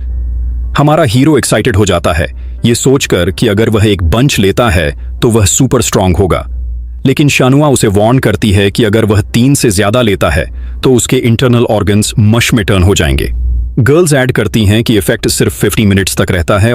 पढ़ाई और प्रैक्टिस से सब कुछ आता है, लेकिन अभी इसके लिए टाइम नहीं है। अपनी डेस्टिनेशन पे पहुंचने से पहले ही उन पे अटैक हो जाता है और प्रोटैगनिस्ट देखता है कि कॉर्पोरल घायल हो गया है तो वो उसे बचाने के लिए भागता है। बच्चे मिलकर रेस्क्यू ऑपरेशन को सक्सेसफुल बनाते हैं, लेकिन हेलीकॉप्टर अभी भी मिसाइल्स लॉन्च करता है जिससे प्रोटैगनिस्ट, शेनोआ और कॉर्पोरल एक सबवे टनल में गिर जाते हैं। जब वो कॉर्पोरल की मदद करने की प्लानिंग कर रहे होते हैं तभी उन्हें रबल के दूसरी तरफ से शो की आवाज़ सुनाई देती है। वो बताता है कि वो भी टनल में गिर गए हैं, लेकिन उनके पास बाहर निकलने का रास्ता है। प्रोटैगनिस्ट उन्हें एग्जिट की तरफ जाने का ऑर्डर देता है, जबकि वो और शिनुआ दूसरा रास्ता ढूंढेंगे। सरफेस पर गुरान मीका से लड़ने के लिए तैयार होता है। फार्ड मीका के पास आता है और गुरान के अटैक से हुए कैजुअलिटीज़ पर अफसोस जताते हुए बताता है कि ह्यूमंस अपने बेस्ट फाइटर्स का इस्तेमाल कर रहे हैं और कहता है कि गुरान वैम्पायर एनाहिलेशन फोर्स यानी मून डीमन कंपनी का हिस्सा है। वो अपने सबऑर्डिनेट्स को गुरान की यूनिट पर अटैक करने का ऑर्डर देता है। इसी बीच गुरान अपनी सोर्ड माहुनोयो की पावर को इन्वोक करता है और उन्हें अपनी आखिरी फीस्ट एंजॉय करने के लिए कहता है। अपने लोगों को मोटिवेट करते हुए बोलता है अगर वो इस बैटल को जीत गए तो वॉर जीत गए। अब हम यू की एक मेमोरी देखते हैं जहां वो और मीका पढ़ रहे हैं। मीका पूछता है कि अगर वो सिटी से एस्केप कर सकें तो क्या करेगा, लेकिन प्रोटैगनिस्ट जवाब देता है कि बाहर की दुनिया तो पूरी तरह से डेड है। फिर भी मीका उसे इमेजिन करने के लिए कहता है कि अगर वो एस्केप करके बाहर वायरस के बिना रह सकें। प्रोटैगनिस्ट सोचता है कि वो ऑसम होगा। मीका उसे ज़्यादा मेहनत करने के लिए कहता है और फिर चला जाता है। हालांकि यू को तब समझ नहीं आया था, लेकिन प्रेजेंट में उसे एहसास होता है कि वो गलत था। बाहर की दुनिया कोई पैराडाइज नहीं है। शिनोआ प्रोटैगनिस्ट के पास आती है और बताती है कि कॉर्पोरल सेफ है और गुरान ने नए ऑर्डर्स भेजे हैं। गुरान वेस्ट शिनजुकू में 5th स्ट्रीट के इंटरसेक्शन पर मेन वैम्पायर फोर्स से लड़ रहा है और उन्हें उसकी मदद के लिए आने की ज़रूरत है। यू कहता है कि अगर वो वैम्पायर्स को हरा दें तो बैटल जीत जाएंगे। शिनोआ रिप्लाई करती है कि शायद वैम्पायर्स भी यही सोच रहे हों और लेफ्टिनेंट कर्नल को हराने को ही विक्ट्री मान रहे हों। इसलिए वो सजेस्ट करती है कि वो जल्दी से डिफेंस लाइन पर दूसरों से मिलें। रास्ते में वो वुंडेड सोल्जर्स को सुनते हैं जो अनाहिलेशन फोर्सेस के बारे में डाउट्स एक्सप्रेस कर रहे हैं, मदद मांगते हुए कह रहे हैं कि वो बस बच्चे हैं और जल्द ही हार जाएंगे। प्रोटैगनिस्ट उनके पास जाता है और पूछता है कि वो कहाँ हैं ताकि वो अपने फ्रेंड्स की मदद कर सके। सोल्जर उसे बताता है कि वो शिनजुकू सेंट्रल पार्क में हैं। यू शिनवा को बताता है कि वो इसे हैंडल करेंगे और बाकी प्लेटून को डिफेंस लाइन पर भेज देना चाहिए।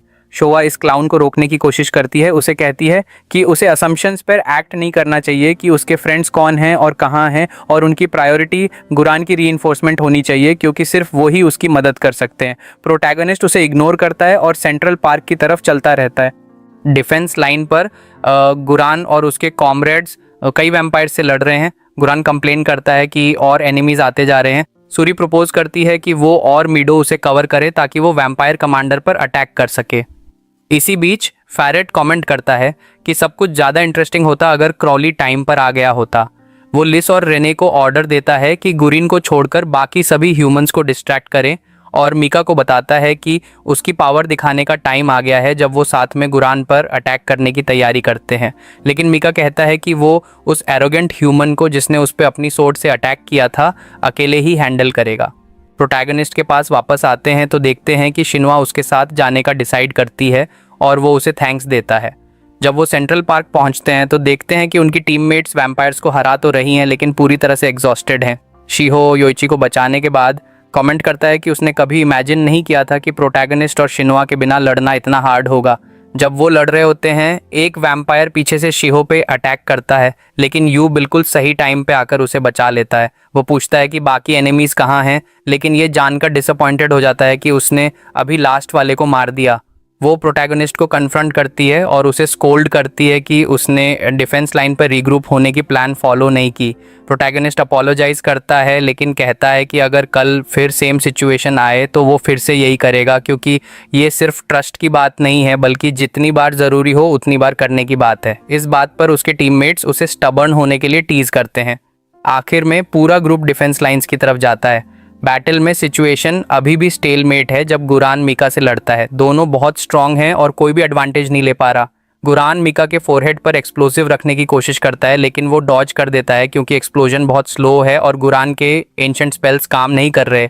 वैम्पायर की साइड पर फैरेट मीका की प्रेज करने के लिए अपीयर होता है और उसे वार्न करता है कि एरोगेंट बनना बंद करे वरना वो मर जाएगा। वो अपनी हेल्प ऑफर करता है लेकिन मीका रिफ्यूज कर देता है, क्लेम करते हुए कि वो नहीं हारेगा। लेकिन मीका को रियलाइज नहीं होता कि वो शगुर द्वारा सेट किए गए ट्रैप पर खड़ा है। गोरन फिर अपनी टीम को जॉइंट अटैक शुरू करने का ऑर्डर देता है। शगुर और गोशी अटैक करते हैं लेकिन मिस हो जाते हैं। जब गोरन मीका को मारने ही वाला होता है, फैरेट आखिरी सेकंड में उसे बचा लेता है और कहता है कि वो उसका कर्जदार है। गोरन फैरेट की ब्लो से उड़ जाता है और कंप्लेन करता है कि वो बहुत पावरफुल है। फैरेट सजेस्ट करता है कि वो साथ में काम करें लेकिन मीका रिफ्यूज़ कर देता है क्योंकि अब वो अपने एनिमी की मूव्स जानता है। मीका अपनी सोर्ड तैयार करता है और अटैक करने की प्रिपरेशन करता है तो गुरान दूसरी पावर पिल लेने का डिसाइड करता है, जबकि उसकी टीममेट्स उसे अगेंस्ट एडवाइस करते हैं कहते हुए कि वो मर जाएगा। गुरान मीका से पूछता है कि क्या वो इतना जेंटलमैन है कि उसे मेडिसिन लेने के लिए 20 सेकेंड्स दे देगा, लेकिन मीका सीधे उस पर अटैक कर देता है और वार्न करता है कि अब वो होल्डिंग बैक नहीं करेगा, थ्रेट देते हुए कि वो उसे मार देगा। मीका गुरान को मारने से ठीक पहले बच्चे आ जाते हैं लेकिन वो काफ़ी फास्ट नहीं है। मीका अपनी सोर्ड से गुरान को बेध देता है जिससे प्रोटैगनिस्ट का फ्यूरी अनलीश हो जाता है। वो उस पर्सन का फेस नहीं देख पाता जिसने गोरन को हर्ट किया है और अपनी सोर्ड से उसे बेध देता है, जिससे मीका और विचिरो दोनों शॉक्ड रह जाते हैं जब वो फेस टू फेस आते हैं। बच्चों में से कोई भी बिलीव नहीं कर पाता कि क्या हो रहा है। गुरान इस अगली बॉय पे चिल्लाता है कि वो अपनी सोर्ड एक्टिवेट करे और मीका को फिनिश करे। चूंकि प्रोटैगनिस्ट ऐसा नहीं करता, गुरान उठता है और खुद ये करने की कोशिश करता है लेकिन फेल हो जाता है। बुरी तरह वुंडेड गोरान जितनी स्ट्रेंथ बची है उससे उठता है और प्रोटैगनिस्ट को पंच करता है क्योंकि उसने एक्ट नहीं किया। यू अभी भी शॉक में है, प्रोसेस नहीं कर पा रहा कि क्या हो रहा है। गुरान उसे वार्न करता है कि गार्ड डाउन ना रखे और दूसरे बच्चे पूछते हैं कि उसने एनिमी को क्यों नहीं मारा। प्रोटैगनिस्ट कन्फेस करता है कि वो एमए था उसकी फैमिली का कोई, और कंफर्म करने के लिए आगे बढ़ता है कि क्या वो सच में उसका ब्रदर है। बॉयज़ अपनी रियूनियन पर खुश हो जाते हैं, हालांकि वो ऑपोजिट साइड्स पर हैं। फैरेट उन्हें मॉक करता है और मीका को टीज करता है जिसे अपनी लॉन्ग अवेटेड रियूनियन मिल गई, पूछते हुए कि अब वो क्या करेगा। फैरेट के इन्फ्लुएंस में मीका कहता है कि वो प्रोटैगनिस्ट को ग्रीडी ह्यूमंस से बचाएगा जो उसका इस्तेमाल कर रहे हैं, लेकिन फैरेट उसे बताता है कि जब तक वो ह्यूमन है वो कोएग्जिस्ट नहीं कर सकते और सजेस्ट करता है कि cruel turn him to. Mika इसका वेहेमेंटली अपोज करता है और फैरेट को थ्रेट देता है कि वो उसे मार देगा अगर वो प्रोटैगनिस्ट के पास आया।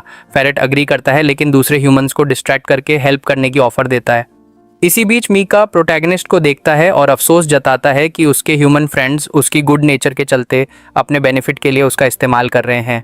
आखिर में फैरेट बैटल शुरू करने का ऑर्डर देता है, यू को छोड़कर सबको मारने का। उसी मोमेंट क्राउली फाइट में ज्वाइन करता है और फैरेट अब ये प्रपोज करता है कि उन्हें मारना नहीं है बल्कि फीडिंग के लिए लाइव स्टॉक के रूप में कैप्चर करना है एक ऑपरेशन में जिसे डोमेस्टिकेशन कहा जाता है। एक और नोबल को आया देखकर गुरान सभी ट्रूप्स की फुल रिट्रीट का ऑर्डर देता है, लेकिन प्रोटैगनिस्ट अपनी फैमिली को वहां छोड़ने से रिफ्यूज करता है। गुरान पूछता है कि क्या वो चाहता है कि सब रुकें और मर जाएं। प्रोटैगनिस्ट समझ जाता है और रिट्रीट शुरू करता है, सेकंड डिफेंसिव लाइन तक फॉर्मेशन मेंटेन करने की प्लानिंग करते हुए, लेकिन फराद उन्हें रोक देता है जिससे यू रेज में आकर अनकंट्रोलेबली अटैक करता है। गुरान उसे बचाने की कोशिश करता है लेकिन फिर से इंजर्ड हो जाता है। फिर मीटो गुरान की मदद के लिए फ्ली करने की कोशिश करता है लेकिन एक वैम्पायर द्वारा रोका जाता है। मीटो उन सबको मारने का सजेस्ट करता है लेकिन योइची कहता है कि ये इतना सिंपल नहीं होगा। जब बच्चे वैम्पायर से लड़ते रहते हैं, योइची अपनी सिस्टर की किलर को स्पॉट करता है। क्राउली खुशी से इंटरप्ट करता है, उसे फिर से फाइंड करके और प्रॉमिस करता है कि उसे अकेला नहीं छोड़ेगा। फिर हम फिट को गुरान को फिनिश ऑफ करते हुए देखते हैं, लेकिन प्रोटैगनिस्ट उसकी एड के लिए दौड़ता है, लेकिन फिट उसे डॉज कर देता है। उसके पीछे जाकर उसके ब्लड का टेस्ट लेने की थ्रेट देता है। मीका ऑटोमेटिकली उसका आर्म स्लाइस कर देता है और प्रोटैगनिस्ट को प्रपोज करता है कि वो सब कुछ छोड़कर साथ में भाग जाएं, लेकिन ये क्लाउन रिफ्यूज़ करता है और उसे फ्यूरी के साथ होने के लिए स्कोल्ड करता है। मीका बस प्रोटैगनिस्ट को अपनी आर्म्स में पकड़ता है और फ्लाई ऑफ करता है, जिससे यू टोटली एनरेज्ड हो जाता है। जब यू ब्रेक फ्री हो जाता है, वो उससे कन्फ्रंट करता है, डिमांड करते हुए पूछता है कि वो क्यों कह रहा है कि ह्यूमंस उसका इस्तेमाल कर रहे हैं। फिर उसे रियलाइज़ होता है कि मीका अब ह्यूमन नहीं रहा और सोचता है कि ये सब उसकी फॉल्ट है, लेकिन मीका उसे बताता है कि ये बिल्कुल भी उसकी ब्लेम नहीं है और उससे रिक्वेस्ट करता है कि वो उसके साथ चले। यू रिफ्यूज़ करता है क्योंकि वो अपने फ्रेंड्स को अबैंडन नहीं करेगा। वो फिर शिनोआ को डिफीटेड होते हुए देखता है। प्रोटैगनिस्ट उसकी हेल्प करना चाहता है लेकिन मीका उसे रोकता है कहते हुए कि वो लोग अब कुछ नहीं है, लेकिन यू अपने फ्रेंड्स को वैम्पायर्स द्वारा बिटन होते हुए देखता रहता है, जो उसे डिस्पेयर में ले जाता है। हालांकि उसके फ्रेंड्स उसे एस्केप करने के लिए कहते हैं। प्रोटैगनिस्ट एक ट्रांस में एंटर करता है जहां वो अशुरामारू से मिलता है। वो पूछता है कि क्या वो उसके बॉडी का कंट्रोल लेने की कोशिश कर रही है, लेकिन वो कहती है कि वो कुछ नहीं कर रही और बस उससे स्कैर्ड है। वो उसे बताती है कि मीका की एडवाइस फॉलो करे क्योंकि ह्यूमंस ने उसके साथ कुछ किया है। अब स्काई से ट्रम्पेट्स की आवाज़ आती है और एंजल्स अपीयर होते हैं, ये इंडिकेट करते हुए कि प्रोटैगनिस्ट ने अपनी ह्यूमैनिटी खो दी है और अपने भीतर के मॉन्स्टर को अनलीश कर दिया है। यू से डिमोनिक पावर की मैसिव अमाउंट इरप्ट होती है, उसे इनसेन स्ट्रेंथ देती है। हर पंच जो वो मारता है ब्लडशेड और डिस्ट्रक्शन लाता है। इस पावर की वजह से वो क्राउली के बराबर है और उसे कॉर्नर करने में कामयाब हो जाता है, जबकि मीका उसे रोकने की कोशिश करता है। लेकिन क्राउली फारिट के पास जाता है जो गुरिन से पावर सर्च के बारे में इंट्रोगेट कर रहा है और आयरॉनिकली कंफर्म करता है कि ये एक एक्सपेरिमेंट है। फिर प्रोटैगनिस्ट शेनवा को मारने के लिए मुड़ता है। अपने बॉडी पे कोई कंट्रोल ना होने के चलते गुरान शेनवा को बताता है कि उसे वापस लाने का कोई रास्ता ढूंढे। जब प्रोटैगनिस्ट शोआ को मर्डर करने ही वाला होता है, मीका बीच में जंप करता है और सोर्ड ब्लो ले लेता है, लेकिन यू रिएक्ट नहीं करता और अपने मिशन को कंटिन्यू करता है, सबको मार डालो। इसी बीच गुरान शिनोआ को ऑर्डर देता है कि वो कुछ करे वरना वो सब मर जाएंगे। तो शिनोआ खुद को प्रोटैगनिस्ट पे थ्रो करती है और उसे हग करती है, उसे स्टॉप करने के लिए बेग करते हुए। अचानक प्रोटैगनिस्ट कॉन्शियसनेस रीगेन करता लगता है और आखिर में पास आउट हो जाता है। गुरान फरिट पे हंसता है, उसे बताते हुए कि वो उसकी एस अप द स्लीव थी। फैरेट कहता है कि शर्म की बात है कि इससे कुछ नहीं हुआ, लेकिन गुरान रिप्लाई करता है कि उसे बस शीना हेरागी को पोजीशन में पहुंचने के लिए टाइम चाहिए था और पूरी हेराजी आर्मी जल्द ही कंट्रोल लेने के लिए आ रही होगी। और अब हम शीना को कुछ स्टेयर्स उतरते हुए देखते हैं, याद करते हुए कि बैटल के एंड में वो गुरान से पूछना चाहती थी कि क्या हुआ, लेकिन गुरान ने उसे बताया था कि वो उसके क्वेश्चंस में इंटरेस्टेड नहीं है और उससे दूर रहे। शिनोआ आखिर में एक रिस्ट्रिक्टेड एरिया तक पहुंचती है जहां वो खुद को आर्मी की वैम्पायर एनाहिलेशन फोर्सेस की मेंबर के रूप में आइडेंटिफाई करती है। इसके बावजूद गार्ड उसे एंट्री डिनाई करता है क्योंकि सिर्फ कमांडर से हायर रैंक वाले ही एंटर कर सकते हैं। शिनोआ पूछती है कि ये प्लेस क्या है और गार्ड उसे बताता है कि ये सीक्रेट है, लेकिन दूसरा गार्ड रिवील करता है कि ये वैम्पायर एक्सपेरिमेंटेशन लैब है उनकी वीक पॉइंट्स ढूंढने के लिए। शिनोआ जाने पर इंसिस्ट करती है, लेकिन जब वो रिफ्यूज़ करते हैं वो अपनी फैमिली की आइडेंटिफिकेशन सिंबल दिखाती है जिससे उसे अंदर जाने मिल जाता है। डोर से गुजरने के बाद उसे एक हाईटेक लैब मिलती है और रियलाइज़ होता है कि गुरान इंचार्ज है जिसे उसने 5 डेज़ में नहीं देखा। वो उससे कन्फ्रंट करती है, पूछते हुए कि क्या वो सोचता है कि उसने प्रोटैगनिस्ट के साथ सही किया जो अभी तक नहीं जागा है। वो उसकी यू के लिए प्लान्स को भी क्वेश्चन करती है क्योंकि उसने उसे उसकी रिकमेंडेशंस के बेस पर अलग अलग पिल्स दी थी। शिनवा बिलीव करती है कि उन पिल्स ने यू को कंट्रोल खोने पर मजबूर किया, लेकिन गुरान को एग्जिस्टेंशियल क्राइसिस होने लगता है कि ह्यूमैनिटी को सरवाइव करने के लिए क्या करना चाहिए, और पूछता है कि क्या होता अगर उसकी सिस्टर माहू हरागी ने डेमोनिक वेपन्स इन्वेंट नहीं किए होते। आखिर में गुरान उसे बताता है कि अपनी आइडियलिस्टिक प्रॉब्लम्स लेकर कंप्लेन करने ना आए, और टीज करता है कि शिनवा प्रोटैगनिस्ट से लव करती है। वो उसे घर जाने के लिए कहता है क्योंकि वो लव काउंसलर नहीं है, लेकिन शिनवा के जाने से पहले गुरान उसे इन्फॉर्म करता है कि पिल्स का इफेक्ट 5 डेज में ख़त्म हो जाएगा, तो उसे प्रोटैगनिस्ट को बता देना चाहिए। इसीलिए शोआ इन्फर्मरी में प्रोटैगनिस्ट से मिलने जाती है, उसके जागने का इंतज़ार करते हुए। वो ये भी वंडर करती है कि क्या वो सच में लव में है। फिर हम मीका की एक मेमोरी में फ्लैश करते हैं जो अभी भी यू को रेस्क्यू करना चाहता है, लेकिन फेरेट उसे रोकता है कहते हुए कि ये इम्पॉसिबल है क्योंकि ह्यूमंस ने उसे अपने लाइज में फंसा रखा है। फेरेट मीका से क्वेश्चन करता रहता है कि वो क्या है, क्योंकि वो ह्यूमंस और वैम्पायर्स दोनों से हेट करता है। मीका फेरेट को फिर से पंच करने की कोशिश करता है, लेकिन वो उसे रोकता है कहते हुए कि उसने काफ़ी फन कर लिया है, और दोनों फ्ली कर जाते हैं। अब हम मीका को डिटॉक्स पॉड से बाहर निकलते हुए देखते हैं, सोचते हुए कि वैम्पायर बनने के बाद ये पहली बार है जब उसने रोया है। इसी बीच लॉकर रूम में दूसरे वैम्पायर्स कंप्लेन करते हैं कि हालांकि वो ह्यूमंस से लड़े, उन्होंने अच्छी फाइट की, लेकिन एमए उन्हें इग्नोर करता है। कन्वर्सेशन के दौरान वो सुनता है कि हाई काउंसिल बहुत वरीड है क्योंकि ह्यूमंस फॉरबिडन रिसर्च कंडक्ट कर रहे हैं जो दुनिया को डिस्ट्रॉय कर सकती है। Serif of the end research का मेंशन किया जाता है जो अपेरेंटली शिनजुकू से वापस लाना था। वो फिर मीका से पूछते हैं कि क्या वो इसके बारे में कुछ जानता है, क्योंकि वो उससे पहले से जानता था प्रोटैगनिस्ट की बात करते हुए। वो ये भी पूछते हैं कि वो खुद को क्या मानता है, लेकिन अगर वो आंसर नहीं देना चाहता तो वो उससे दूसरे तरीके से बात करवाएंगे। मीका मुड़ता है और कहता है कि वो बस एक अगली वैम्पायर है, दूसरे वैम्पायर्स को कंफ्यूज्ड छोड़ते हुए। अब मीका को बताया जाता है कि उसे रात को क्रूअल को रिपोर्ट करनी होगी। हम प्रोटैगनिस्ट को आखिर में जागते हुए देखते हैं और योइची को उसकी साइड में सोते हुए पाता है। वो उसे जगाता है पूछने के लिए कि क्या हुआ, लेकिन योइची उसे देखकर एक्साइटेडली उसे हग करता है और कहता है कि उसे दूसरों को बताना होगा। लेकिन जाने से पहले योइची उसे इन्फॉर्म करता है कि सब फाइन है और वो 1 वीक से कोमा में था, जिससे प्रोटैगनिस्ट को रिलीफ मिलती है। लेकिन फिर वो रोने लगता है रियलाइज़ करते हुए कि मीका अभी भी अलाइव है और जो उसने देखा वो सिर्फ ड्रीम नहीं था। फिर शिनवा डोर से पीक करती है टीजिंगली पूछते हुए कि क्या ये क्राई बेबी का रूम है, लेकिन कहती है कि ये अंडरस्टैंडेबल है क्योंकि उसे पता चला कि मीका टोटली अलाइव है। लेकिन प्रोटैगनिस्ट उसे बताता है कि उसे जो कुछ हुआ वो बैरली याद है। शिनवा उसे बताती है कि जब वो पास आउट हुआ तो वो सब लगभग मर गए थे, लेकिन रीइंफोर्समेंट्स बिल्कुल सही टाइम पर पहुंच गई। कुर्टो और शिना हरागी जो नॉर्मल वैम्पायर्स को मारने और प्रिजनर्स लेने में कामयाब रहे, लेकिन नोबल्स एस्केप कर गए। यू पूछता है कि मीका का क्या हुआ और शिनवा उसे बताती है कि वैम्पायर्स उसे ले गए। वो फिर उसे बताती है कि हॉस्पिटल से एस्केप करके वैम्पायर कैपिटल जाने की कोशिश न करे, और यू प्रॉमिस करता है कि वो नहीं करेगा। प्रोटैगनिस्ट शिनवा को उसकी कंसर्न के लिए थैंक्स देता है, लेकिन उसकी वूंड नोटिस करता है और उसकी नेक को टच करता है, जिससे शोआ नर्वस हो जाती है। बेरली ये कहने में कामयाब होती है कि वो फाइन है। उसी मोमेंट मित्सुबा रूम में एंटर करती है और दोनों को एक वियर्ड सिचुएशन में देखती है, शिनवा को स्कोल्ड करते हुए कि वो क्या कर रही है, लेकिन वो सिचुएशन एक्सप्लेन करती है मित्सु को काम करते हुए। लेकिन जब प्रोटैगनिस्ट देखता है कि मित्सु को भी बिटन किया गया था, वो उसके बारे में वरी करता है, जो उसे भी नर्वस बना देता है।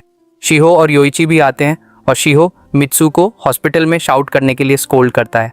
आखिर में प्रोटैगनिस्ट सबको वरी करने के लिए अपोलोजाइज करता है और उन्हें उसके फ्रेंड्स होने के लिए थैंक्स देता है, लेकिन लड़के उसका मजाक उड़ाने लगते हैं, बिलीव नहीं कर पाते कि वो क्या सुन रहे हैं। वो एमए को तुरंत रेस्क्यू न कर पाने के लिए अपोलोजाइज करते हैं क्योंकि उन्हें रेस्ट करने का ऑर्डर दिया गया था, लेकिन प्रोटैगनिस्ट उन्हें बताता है कि ये ओके है और अभी ज़रूरी नहीं है। जब वो बात कर रहे होते हैं, हम देखते हैं कि इस वॉर के हर की प्लेयर क्या कर रहे हैं। अंत में प्रोटैगनिस्ट विंडो से बाहर देखता है, इतना लकी होने के लिए ग्रेटफुल, और मीका को बचाने का प्रॉमिस करता है।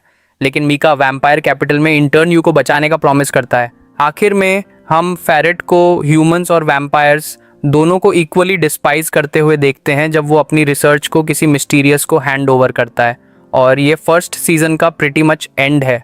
गुरन कहता है बिल्कुल सही, उसने उसे मारा था। लेकिन शिनवा पूछती है कि क्या उसकी सिस्टर अभी भी उसकी सोर्ड में रह रही है और क्या गुरन उससे पोजेस्ड है और इसीलिए वो यू को उसके ऑर्डर्स के अंडर इस्तेमाल कर रहा है। फिर शिनवा गुरान को थ्रेटन करना बंद कर देती है और पूछती है कि अगर वो प्रोटैगनिस्ट के साथ सही नहीं करेगा तो कृपया उसे अकेला छोड़ दे। गुरान कोई स्ट्रेट आंसर नहीं देता लेकिन हिंट करता है कि उसकी सिस्टर सच में उसकी सोर्ड में रह रही हो सकती है। अब यंग वुमन एक हॉलवे से होकर एक लाइब्रेरी तक जाती है जहां प्रोटैगनिस्ट बुक्स पढ़ रहा है। प्रोटैगनिस्ट टायर्ड होने की कंप्लेन करता है और अपनी आईज एक मोमेंट के लिए बंद करता है। जब वो उन्हें खोलता है, शिनवा ठीक उसके बगल में है। वो उसे स्कोल्ड करती है कि वो अभी भी यहाँ क्यों है जबकि उसे रेस्ट करना चाहिए। यू उसे बताता है कि वो इतना ज़्यादा रेस्ट करके थक गया है और ये भी पूछता है कि क्या गलत है क्योंकि वो थोड़ी रेस्टलेस लग रही है। शिनवा कहती है कि कुछ भी गलत नहीं है और फ्लोर से एक बुक उठाती है प्रोटैगनिस्ट को परवी बुक्स पढ़ने के लिए टीज करते हुए। लेकिन जब वो पेजेस फ्लिप करती है कुछ उसकी नज़र में आता है जो उसे सरप्राइज्ड छोड़ देता है।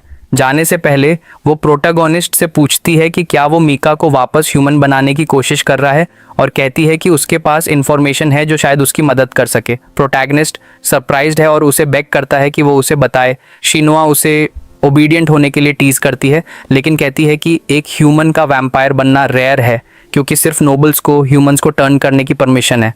तो मीका को चूज किया गया था। प्रोटैगनिस्ट सोचता है कि ये ज़रूर फेरेट रहा होगा जिसने उसे टर्न करने के लिए चूज किया। हालांकि ये उसे बॉदर करता है। वो ग्रेटफुल है कि मीका अभी भी अलाइव है। वो फिर शिनवा से पूछता है कि क्या वो जानती है कि वैम्पायर को वापस ह्यूमन कैसे बनाया जाए और वो तुरंत नो कहती है। प्रोटैगनिस्ट आंसर से डिसअपॉइंटेड है लेकिन तभी वो एक अनाउंसमेंट सुनते हैं कि प्रोटैगनिस्ट को एग्जीक्यूटिव रूम में रिपोर्ट करना होगा। वो सोचता है कि गुरान उसे बुला रहा है लेकिन शिनवा उसे करेक्ट करती है कहते हुए कि ऐसा लगता है कि हैरागी फैमिली उसे देखना चाहती है। तो वो उसे एडवाइस करती है कि वो जल्दी करे। जाने से पहले प्रोटैगनिस्ट याद करता है कि शिनवा भी एक हरागी है और फैमिली के बारे में पूछता है। इस अगली बॉय को टीज करने के बाद वो उसे बताती है कि हरागिस हॉरिबल लोगों से भरी हैं तो उसे बहुत केयरफुल रहने की ज़रूरत है। जब वो जा रहा होता है प्रोटैगनिस्ट गुरान से मिलता है जो उसे इतने हैप्पीली भागने के लिए टीज करता है। जब हेडक्वार्टर्स कॉल करती है यू उसे बताता है कि उसके बारे में ऐसे बात ना करे। गुरान लिस्ट ऑफ करना शुरू करता है कि उसने उसे कैसे बचाया और सरवाइव करना सिखाया। तो अगर वो उसका कर्जदार फील करता है तो ये पे बैक टाइम है और क्योंकि ये वो है उसे हरागिस के सामने सबमिट नहीं करना चाहिए। ये सुनकर प्रोटैगनिस्ट अनॉयड हो जाता है और उसे बताता है कि अगर बस यही था तो उसे बॉदर ना करे। वो उसे बताता है कि वो वरी ना करे क्योंकि उसका अपने कॉमरेड्स को अबैंडन या बिट्रे करने का कोई प्लान नहीं है। प्रोटैगनिस्ट जाता है और एग्जीक्यूटिव रूम के रास्ते में एलिवेटर में मित्सुबा से मिलता है जिसे भी समन किया गया था। उसे देखकर यू पूछता है कि कैसा रहा। वो कहती है कि अच्छा रहा। वैम्पायर्स के अगेंस्ट उसकी परफॉर्मेंस के बारे में बस एक इंटरव्यू था और फिर कहती है कि उसे शायद प्रोमोटेड मिल जाए। प्रोटैगनिस्ट कहता है कि ये ग्रेट है लेकिन वो इंटरेस्टेड नहीं लगता। उसके जाने से पहले वो सैडली उस पर चिल्लाती है कि वो कुछ तो कहे कि वो भी जानता है कि वो बैटल में यूजलेस थी। फिर वो फ्रस्ट्रेशन में रोने लगती है सोचते हुए कि वो बहुत वीक है लेकिन उसे अपने फैमिली नेम की वजह से प्रोमोटेड कर दिया जाएगा। प्रोटैगनिस्ट उसके पास आता है और उसे बताता है कि वरी ना करे। वो ये भी कहता है कि उसे अभी अभी रियलाइज़ हुआ है कि उसकी टीम में उसके पास इंपॉर्टेंट लास्ट नेम्स वाली 2 यंग लेडीज़ हैं। तो वो उसे उसकी प्रमोशन के लिए कंग्रेचुलेट करता है और उससे अपनी फैमिली के साथ मदद करने के लिए कहता है। मित्सुबा प्रोटैगनिस्ट को कन्फेस करती है कि उन्होंने उस मैटर के बारे में भी पूछा।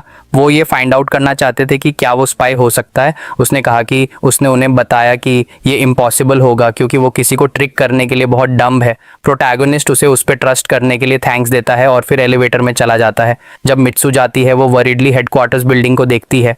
तभी शोआ आती है पूछते हुए कि वो इतनी कंसर्न्ड क्यों है। मित्सु पूछती है कि वो यहाँ क्या कर रही है। शोआ कहती है कि वो बस वॉक कर रही थी और पूछती है कि क्या उसे प्रोटैगनिस्ट की तरह समन किया गया था। मित्सु हाँ कहती है और कहती है कि उसे स्पेशल एनएन में प्रमोटेड किया गया लेकिन शिनोआ उसे टीज करती है कहते हुए कि उसे उसके लास्ट नेम की वजह से प्रमोटेड किया गया। गर्ल का एटीट्यूड बदल जाता है और वो शिनवा को बताती है कि उसने जो किया उसकी वजह से उसे भी शायद प्रमोटेड मिल जाए लेकिन वो रिप्लाई करती है कि वो प्रमोटेड नहीं होगी। वो जो भी ऑफर्स वो करेंगी उन्हें रिजेक्ट करने वाली है। मित्सु कहती है कि क्योंकि वो एक हरागी है वो जो चाहे कर सकती है। शिनवा कहती है इसके उलट ऐसा लगता है कि उन्होंने उसे अबैंडन कर दिया है और ये अपॉर्चुनिटी लेती है पूछने के लिए कि बैटल में जो हुआ उसके बारे में अपनी प्रमोशन के बदले में उसे कौन सी इन्फॉर्मेशन रिवील करनी पड़ी। मित्सु कहती है कि उसने प्रिटेंड किया कि वो उस इंसिडेंट के बारे में कुछ नहीं जानती जहां प्रोटैगनिस्ट ने कंट्रोल खो दिया और अपेरेंटली हायर अप्स कुछ नहीं जानते। वो फिर शिनुआ से पूछते हैं कि क्या वो अभी तक कुछ जानती है। हैराजी गर्ल रिप्लाई करती है कि उसे श्योर नहीं है, लेकिन उन्हें किसी पर ट्रस्ट नहीं करना चाहिए। अब हम प्रोटैगनिस्ट को वहां पहुंचते हुए देखते हैं जहां उसे समन किया गया था। एक डार्क रूम में उसे सेंटर में एक वैम्पायर मिलता है। प्रोटैगनिस्ट नहीं समझता कि क्या हो रहा है, लेकिन उसे आसानी से डिफीट कर देता है। फिर लाइट्स टर्न ऑन होती हैं और कर्टो हैराजी, आर्मी का जनरल, रिवील करता है कि ये एक टेस्ट है जो वो सस्पेक्टेड ट्रेटर्स को देते हैं। फिर वो कहते हैं कि वो उसकी स्वॉर्ड स्किल्स को टेस्ट करना चाहते हैं, लेकिन डेमोनिक कर्स इन्वोक किए बिना। प्रोटैगनिस्ट कॉन्फिडेंट फील करता है कि वो उसे बीट कर सकता है, लेकिन शीना उसे एडवाइस करती है कि वो अपने ब्रदर के वर्ड्स पर ट्रस्ट न करे। फिर कर्टो अपना कर्स इन्वोक करता है और प्रोटैगनिस्ट पर लाइटनिंग से अटैक करता है, उसे इजीली हरा देता है। वह तुरंत उसके स्किल लेवल का मजाक उड़ाता है। कर्टो अपनी बैक टर्न करता है और उसकी ओबीडियंस के लिए कंग्रेचुलेट करता है, लेकिन यू तुरंत उस पर अटैक करता है। हालांकि उसे कर्टो की कंपेनियन द्वारा रोक दिया जाता है। प्रोटैगनिस्ट उसे बताता है कि अगर उसने उसे प्रोटेक्ट नहीं किया होता तो वह मर गया होता। कर्टो कहता है कि उसे जो उसने कहा उसका रिग्रेट है और शीना को प्रोटैगनिस्ट से लड़ने का ऑर्डर देता है। हालांकि वह इनिशियली रिफ्यूज करता है, शीना इजीली यू को हरा देता है और अपने ब्रदर से पूछता है कि क्या उन्होंने उसके बारे में अपने डाउट्स क्लियर कर लिए। यू कुछ नहीं समझ पाता, लेकिन शीना एक्सप्लेन करता है कि सब उन लोगों पर डिस्ट्रस्ट करते हैं जो गुरान के साथ अच्छे हैं। अब प्रोटैगनिस्ट को एक दूसरे रूम में ले जाया जाता है जहां वह योइची और शिहो को प्रिजनर के रूप में रखा हुआ और टॉर्चर किया जाता हुआ देख सकता है। प्रोटैगनिस्ट कर्टो से क्वेश्चन करता है, लेकिन वह रिप्लाई देता है वे ऐसा इसलिए कर रहे हैं क्योंकि प्रोटैगनिस्ट एक स्पाई है और इंटरव्यू अब शुरू हो रहा है। अगर वह ट्रूथफुली जवाब नहीं देता तो उसके फ्रेंड्स को मार दिया जाएगा। कर्टो क्वेश्चन करता है कि उन तीनों ने ब्लैक डीमन वेपन्स इतनी जल्दी कैसे हासिल किए, साथ ही उनके ऑब्जेक्टिव्स और वे कहां से आए इसे भी क्वेश्चन करता है। प्रोटैगनिस्ट फ्यूरियस हो जाता है, लेकिन केवल अपने फ्रेंड्स को और ज्यादा टॉर्चर करवाने में सफल होता है। कर्टो प्रोटैगनिस्ट की चाइल्डहुड स्टोरी बताता है और पूछता है कि क्या यह सब ट्रू है। जब प्रोटैगनिस्ट कंफर्म करता है तो कर्टो क्वेश्चन करता है कि गुरान ने उसे अपनी फैमिली में क्यों लिया और वह गुरान के लिए क्या है, साथ ही इसलिए कि उसका लास्ट नेम हायाकुया क्यों है।